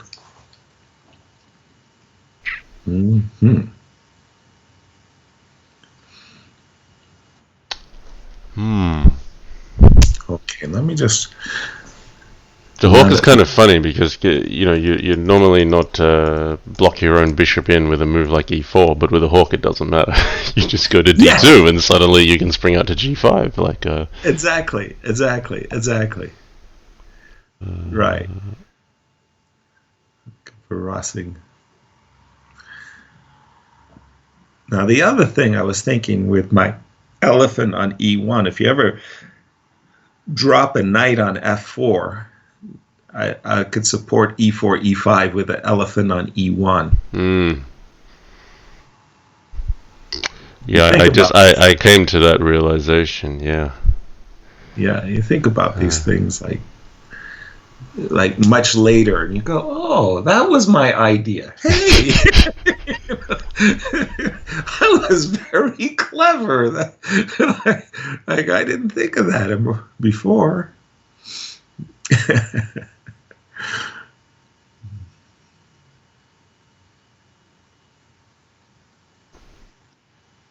Well, you're having a reluctance to castle. I'm wondering, was it seem to be taking your time over a move to park your king in safety, but something's disturbing you.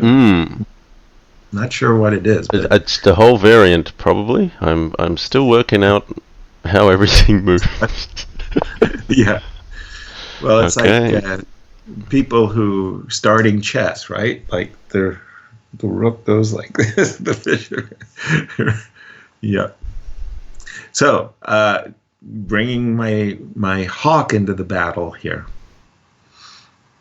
I was thinking about bishop to g5 as well, by the way. Those are my two and that's why castling, I'd prefer to have the hawk ready to spring to e7 against bishop g5. That was what I was thinking was consuming my turn. Was holding you back.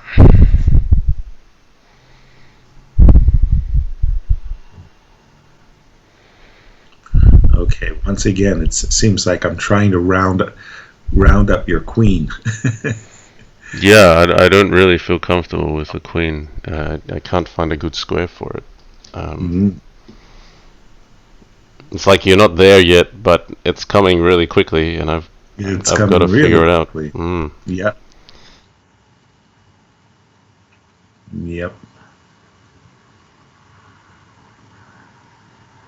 Now again, I'm really not impressed by knight to f4 because I'll move my hawk with a tempo and then I'll take the knight and I'll be ready for e4, e5. Yep. With your king still in the center, that looks really too not good. Not good. Too not good. Too not good. Too not good is the word. Do not do. Do not go. Gosh, this feels kind of ugly, but maybe it's not as bad as it looks. Whoa, okay. That is intriguing. Didn't expect it for some strange reason. Neither did I about 3 moves ago, but my circumstances changed rapidly. As the facts change, so does my opinion. Yeah. Okay, so now hawk to e7. I'm hoping we'll walk into an issue. Walk into an issue. Oh, hang on, I'm about to play it. I was hoping that there would be an issue, but I don't. I'm about to play it. Okay. What am I missing? I guess e7 is protected by. Okay.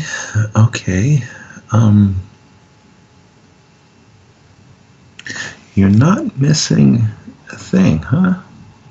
I could really, I feel like I could lose any moment here, but I don't see it yet, so... in the words of somebody clever, show me. Okay. Let's see if I can... No, that was a good move, because if you try to keep your pawn structure intact, I was going to use the d5 square. And I thought that would be... a crazy house player is not thinking about their pawn structure. Okay, very good. Because that would have been a very nasty... I'm more concerned about d5 and b5. I just have to keep that under wraps. Right. I think the same. Okay. Wow. My goodness, I really don't see any inroads here. This is really kind of shocking. Well, I'm Okay. trying to give you a taste of your own medicine, Yasser. You're very good at doing that to me in Crazy House. It's like, where's the opening? Like, it's just walled up and Yeah, it's just grinding somehow me. So we're. I got stuck here. Okay, so this move introduces some ideas of knight d5. Yeah, I think it's time to castle now. Okay. You've And again, you've earned my respect, and I will castle. well, it was, if I've earned your respect, I was given very grudgingly. So, Ooh, okay. You're getting in there with the hawk. So you're thrashing here's this hawk around like a piece. yeah. I didn't Here see that. again, Didn't see that. if your table of value was that the hawk is okay, I'm skewering your queen and your Yes. elephant, right? But if the table of value says that the hawk is worth more than the queen or the elephant, then this would be a terrible move, right? It would be a wasted move because you're not intending to give away a valuable piece. Yeah. But according to my table, the hawk is only 7 versus a 9. According to my table, both are blank currently. And they're probably going to be filled with question marks before a value. Yeah. The previous game, I wasn't very good at proving that the elephant is worth more than the hawk, but maybe this time I'll have a little bit better go. Okay. All right, my first pre-move in S chess. Wow. Okay. I mean, applause. It's like when chess.com kind of give you a badge every time you make like one step forward. It's like right. You analyzed one move in a game or something and you get a badge. It's like your first pre-move in S chess, get a badge. It definitely merits a recognition, no question.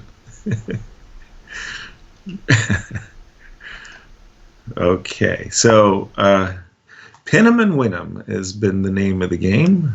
Okay. Oh, yeah, I thought you might do that. Well, bishops are generally, in S chess, the bishops are better than the knights, and capturing, I thought, more or less just gave you the f4 square, kind of a freebie. Yeah. And I'm such a pawn grabber, I must confess that you go for a7. I'm gonna let a7 go. I'm gonna be. You were gonna let a7 go. True to my nature. I gotta try to win this before it becomes an ending. To be true to your nature. Okay. Not that I like my chances at the moment, but I gotta make a try. So gotta make I see a checkmate coming down the line here a bit. Well, how serious is it? I don't know. Show me. Show me, he says. I gotta see it. I don't believe. And nobody believes you. That was a Bent Larson. We were doing a post-mortem, and it was like I was going talk, and Bent stole my thunder by announcing to the crowd, "Nobody believes you." Damn! I mean, smacked upside the head. Now here, this is interesting. I could take on e7, but again, you could. And you would basically be saying, "Well, I'm a pawn up, and I'm liquidating your chances to attack me." That's what. Right. Or you can say, "Brr, I don't believe you," and I'm just going to Nobody stick to believes my. Nobody believes you, and my queen's still worth more than your hawk. So and then stick to my guns. that's Yeah. right. And then I'll have to try to make you regret it. Exactly. Huh. Wow. Okay. Well, let's stick to the guns. Juicebold he says at JannLee Crazy House, you should ask for revenge in S House.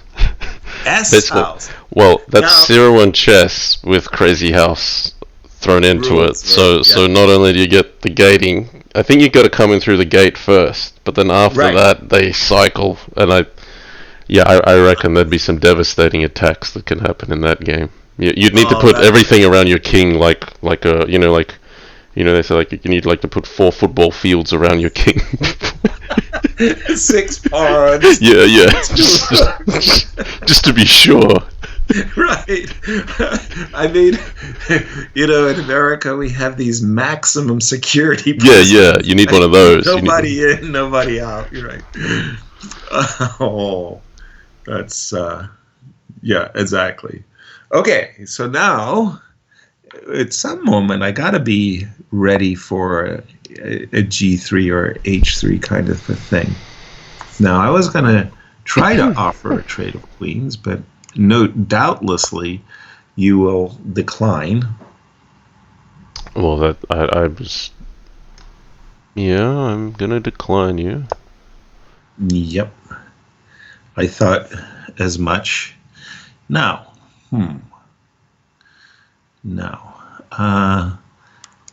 I don't know if it's really necessary or not.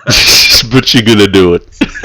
I mean, we were just talking about maximum security a moment ago. So, I'll point out to our audience that my elephant, which is currently on E1, does protect G2. So don't think that a move like Bishop H3 caused my resignation or something. The elephant on E1 is a good defensive piece.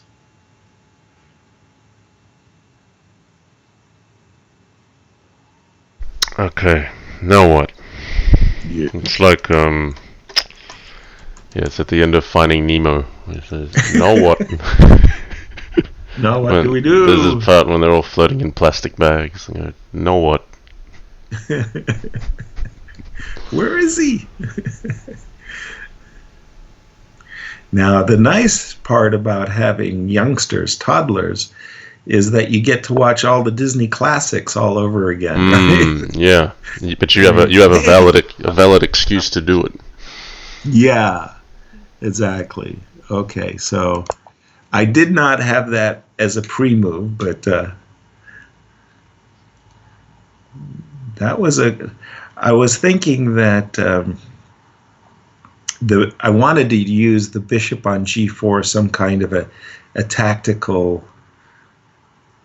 opportunity, I don't know, with a knight E5 kind of thing. I didn't have it, but that move prevents it. Oh, okay, just a second. Give me a no moment. worries. See that Yvette is going to take off. Yvette, yeah. All right, you've taken off. All right, well, have fun. I know. So to viewers, this is the most important part. You got to say goodbye, and don't mess that up. Like that's like two minutes where you just step away from what you're doing and you say goodbye. But you gotta say goodbye. Yeah, I'm just giving advice that was a really important 1 minute or 2 minutes you just had there, to keep tranquility, as you call it. Yes, very important.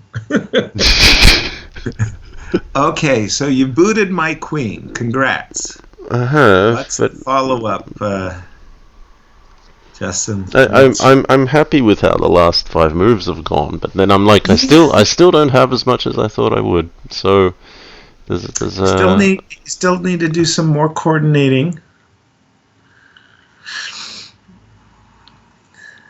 I mean, in terms of getting a nice attack going over on the king side there, I still got lots of protection. No, I'm not happy with any of my candidate moves, so I need to be more creative and more bullish. Bullish, love it.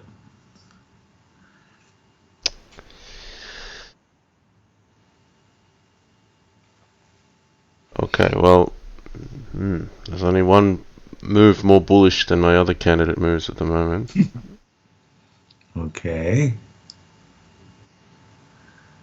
And here we go. It's like, am I keeping you in suspense long enough? I'm in anticipation. As they said in the Rocky Horror Picture Show, shivering in anticipation.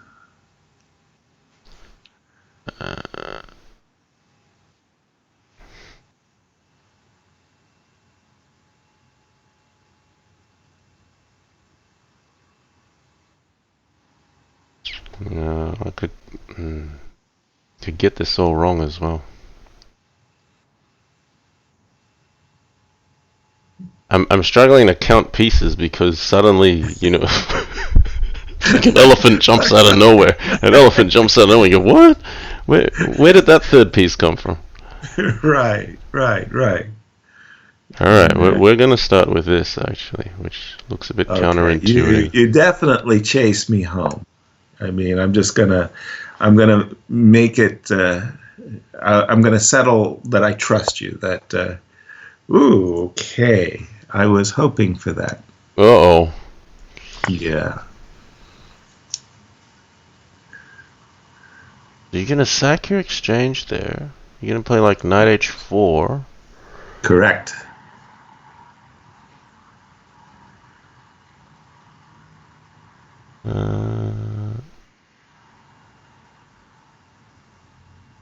Okay, so hang on. So you've got an exchange sack, which means I've got a hawk and a rook for an elephant and a knight. Well, my head's just not. You see how that table you start making those mental gymnastics calculations, right? Where you go, okay, and if that table of values isn't like a mathematically set, right? It takes you minutes to, okay, am I behind or ahead? And that's where, you just need more practice. Yes, it would seem so. Mm-hmm.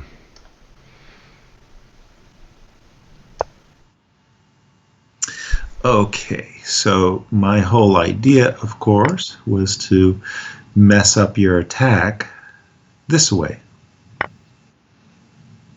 Okay. And let's keep it going. So here again, the gymnastics are, you go queen takes f5. Queen takes f5. Queen takes f5. No, I wasn't thinking of queen takes f5. Okay, yeah. And then g4, right? So after queen f5, g4, followed by g4 takes h5. What did I get? I got a hawk 7, a knight 3, 10 for the queen. Right? Yeah, I'm just trying to comprehend the trade I made already. Okay, so it's sort of like, for me, I'm sitting there saying, okay, well, if I didn't have that table of values, a 7 plus 3 is 10. For the queen, that's worth 9. Okay, I'll go for it. No, I just missed g4 altogether. I'll just talk in plain, simple terms. Oh. Yeah. Okay. That's something completely different. Oh! You got me there. And then, of course, you could blunder and miss the guy's turn altogether. Oops.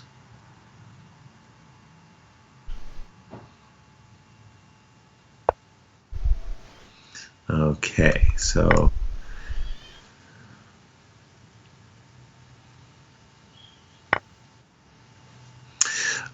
so here I lose A2 or not. Oh, okay. I didn't expect that way.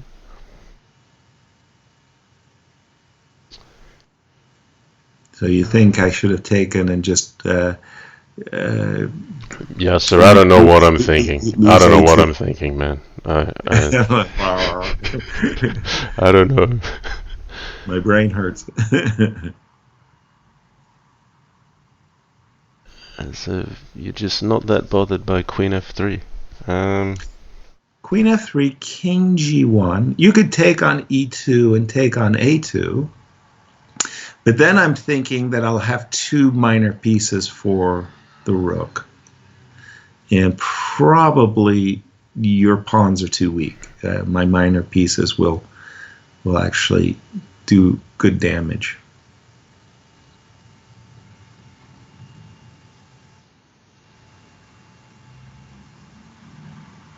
At least that's the plan. Alright, well, we could leave king on h1. Yes. That is true.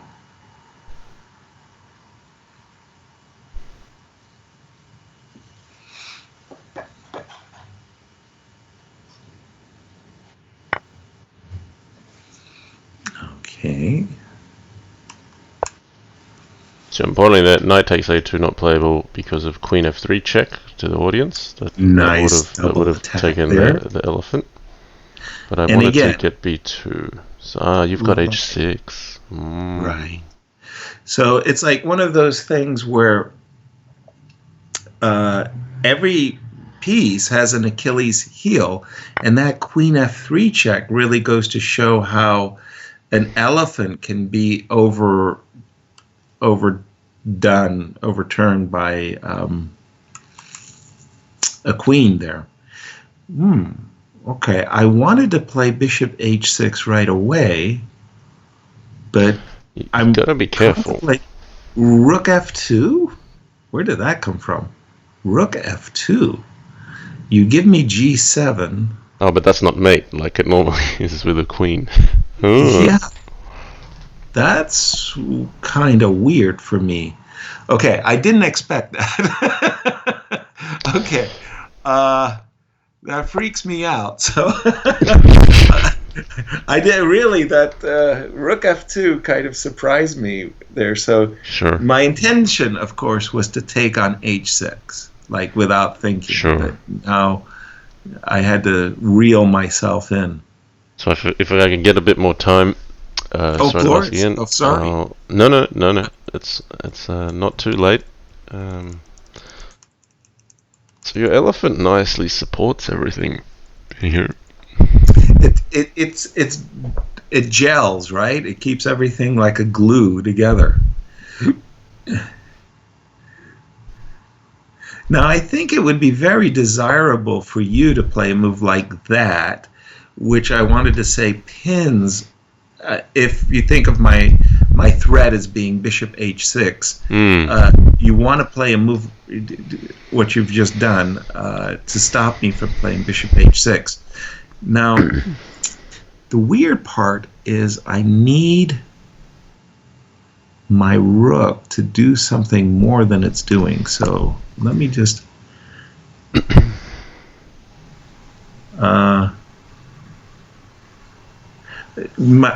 the alternative there, to my way of thinking, was rook to d1, followed by rook to d6, and maybe rook g6. Right. To put the rook up ahead. Exactly. To lead, just as you said, to lead with the rook.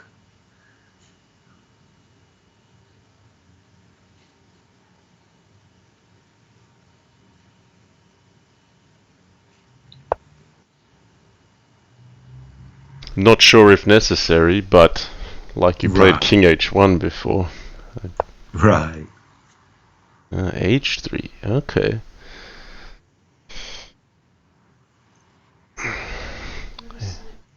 So Okay. it's at just certain moment I want to devastate you with a move like knight to d6, and then you'll have like nothing, right? But you'll end up playing queen f3 check. So I want to be able to play king on h2, and when I go knight d6, I want to be able to follow it up with elephant to g6. Check. Oh goodness. Yeah, elephant to G6. I didn't see that. That would be Ooh. that would be the I don't natural know. Yeah, follow up. My Right? my king was better on H7 maybe. Ooh, but then in that case, I'm not sure. Then I could maybe recapture with a pawn on g6. I might do something. Okay, not sure. Not sure. All right. I will have to say this will have to be last game. Yes, I will need Sure, to of course. call it a night after this. Yeah, and again, Justin, I appreciate that. I mean, I'm nicely happy here at 3 o'clock in the afternoon. You're probably closer to 2 in the morning. I'm 1 in the morning at the moment. 1 in the morning. Brutal enough. That's harsh enough. But you've got your weekend ahead. That's important. Now, on that note, I just wanted to say that Sunday is a very good day Yes. for me. So if you have time, let me know. On another note, tell me a little bit more about your campaign to regain your title in Crazy House. Oh well, I'm actually not going to make an attempt to regain this year. I'll just be an organizer, in fact. So. Oh, really? Yes, I'm sorry. It's quite difficult for me to schedule games at all sorts of different hours around the world, and I still want to contribute this year. So it's actually easy to be an organizer. Okay. And yeah, that's what I'd like to do. So I just found at the end of last year it got very difficult. Okay. And so I don't want to be holding up an event or not being able to play at the quality that it demands. So yeah, that's what's behind that one. Okay. Understood. As you know, I'm a very, very big fan of Crazy House Chess, and in fact, I'm so rusty. Gosh, before today, I was on Lee Chess, and I was playing against a computer, and I was so. Sometimes when you play bad, but it wasn't just that I was playing bad; it was I was playing without ideas. Yeah. Man, I just felt so rusty. It's been a while for me, so ugh. I'm really struggling with this elephant coming in and attacking me. Yeah, you can. Don't know how You're to getting deal a with it. sense that that this knight d6 is going to be a kind of a harsh blow. Now, I I need to do that? Now that the f3 square, your queen wasn't protected. Maybe I could have played knight d6 right away. I had as the Dutch would say, a fixed idea that I really want to play knight d6 and not allow queen f3. But okay. Now, Justin, I got bad news for you here, dude. I think. Oh, you are a party pooper.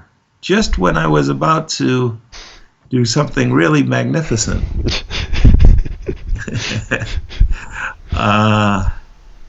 Let's see. Knight to d6.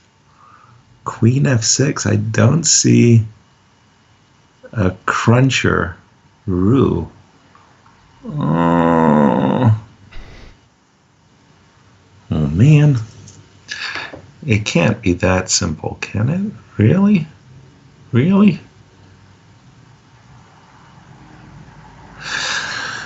Oh, boy. Can it really be that simple? Man, I was sure that I had a killer shot, but now I'm less sure. Well, you may still have a killer shot because I'm just not going to see it.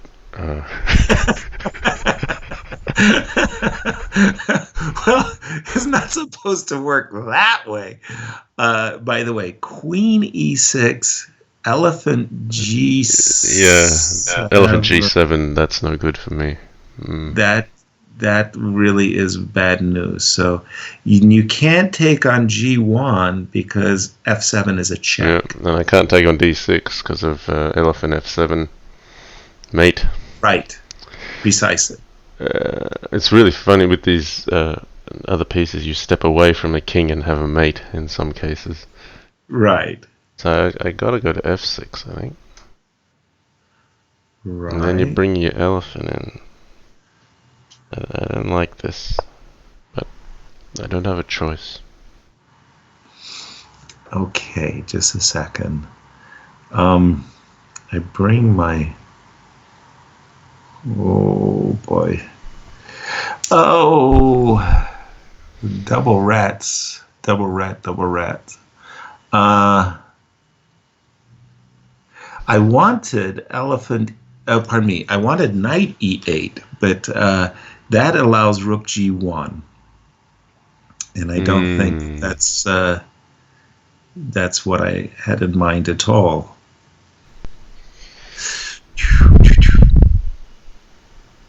Then I made a mess. I made a mistake. Yeah, scheiße. I made a mistake.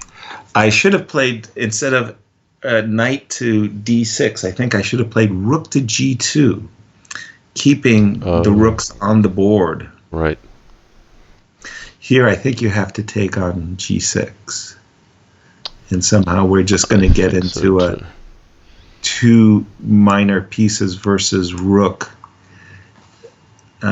ending.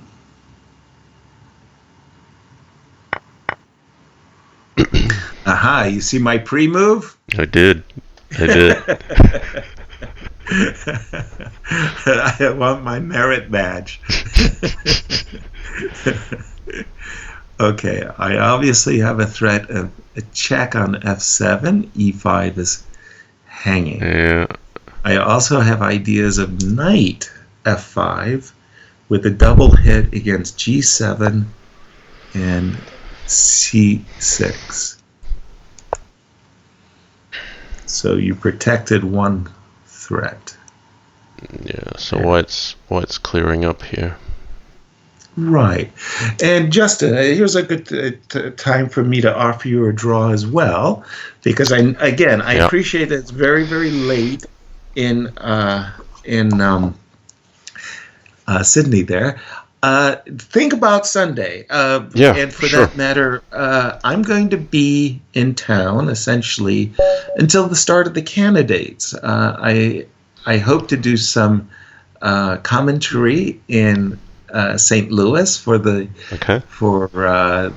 candidates tournament. Obviously, the coronavirus is having an impact on the chess world, and we're all a little bit worried about Ding Liren and Wang Hao being able to make it from China to Russia. As you may know, that Russia closed its borders to China, and any visitors need a 2-week quarantine. Yeah. So there's that. But essentially, I'm here more or less till the candidates. So I'm free. If you need to stream, let me know. And next time we can play Crazy House. I do appreciate you're taking the opportunity to play chess. It's a challenge, as you may have felt it. It is, and while you stepped away, I did note, that you have been very supportive of us in the Crazy House community, and in a way, it's returning a favor to promote your variant, if that makes sense. No, you're more than kind, and I feel about the variant, it's like a word of mouth thing, and trust me when I say I'll give you a study, okay? Here's a study. you're white, okay? You're white. Your king is on h1, and you have an elephant on g2. Yep. That's all you get. Yep. And I'm black, and I have a king on a3 and a rook on b3. So if it was black to move, I would play rook on b3 to b1 check. Your king would move to h2. I would play rook b2, and I would pin your elephant to your king, and it would be a draw. Yes. But it's white to move, and you're white, and it's white to move and win. And it's a really remarkable little study. And next time, not next time, but I'll quiz you on it. So that's all there is. But in this study, you will discover that there are pattern checkmates, forced ladder checkmates. There are double attacks, and there are stalemates. Okay. What? Just 2 pieces on the board. Well, what I might do is before we do another go at this, and it could be Sunday. I'll have to see how my weekend pans out. We haven't got our plans there, but no pressure. I will see if I can. I will practice setting up the board beforehand, Yes. and then if you can have a view of my screen or something, then we can actually play through some of these studies. So I'll practice beforehand, so we don't waste the time during the stream. Right. I will have to close just there because my little boy is not playing ball tonight, so I may need to help out a little bit. Of course. But we've gone a good 2.5 hours. Really appreciate all your insight and introducing the game. It's been fantastic. I will post this to YouTube so it can get immortalized and people can refer to it in a good way. Don't do it. So yes, I mean we'll see how we go. To viewers, I'm not booking anything in yet, but you've heard from Yasser. Sunday might be a possibility. I think I've got to come to the table. But that's going to be it for now. Hope you enjoyed that. We really appreciate your time, Yes. It's always an honor, always a pleasure. My pleasure, my honor. And again, thank you to the audience. A big shout out. Please do support Justin's stream. Subscribe, donate, follow.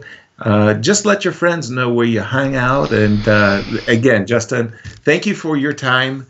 I won't say good night because good morning. It doesn't sound like you're going to get any sleep anytime soon.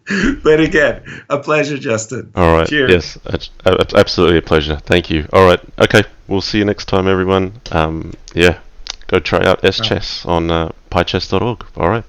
Take care. Thanks, Yasser. Bye for now. Thank you. Bye-bye.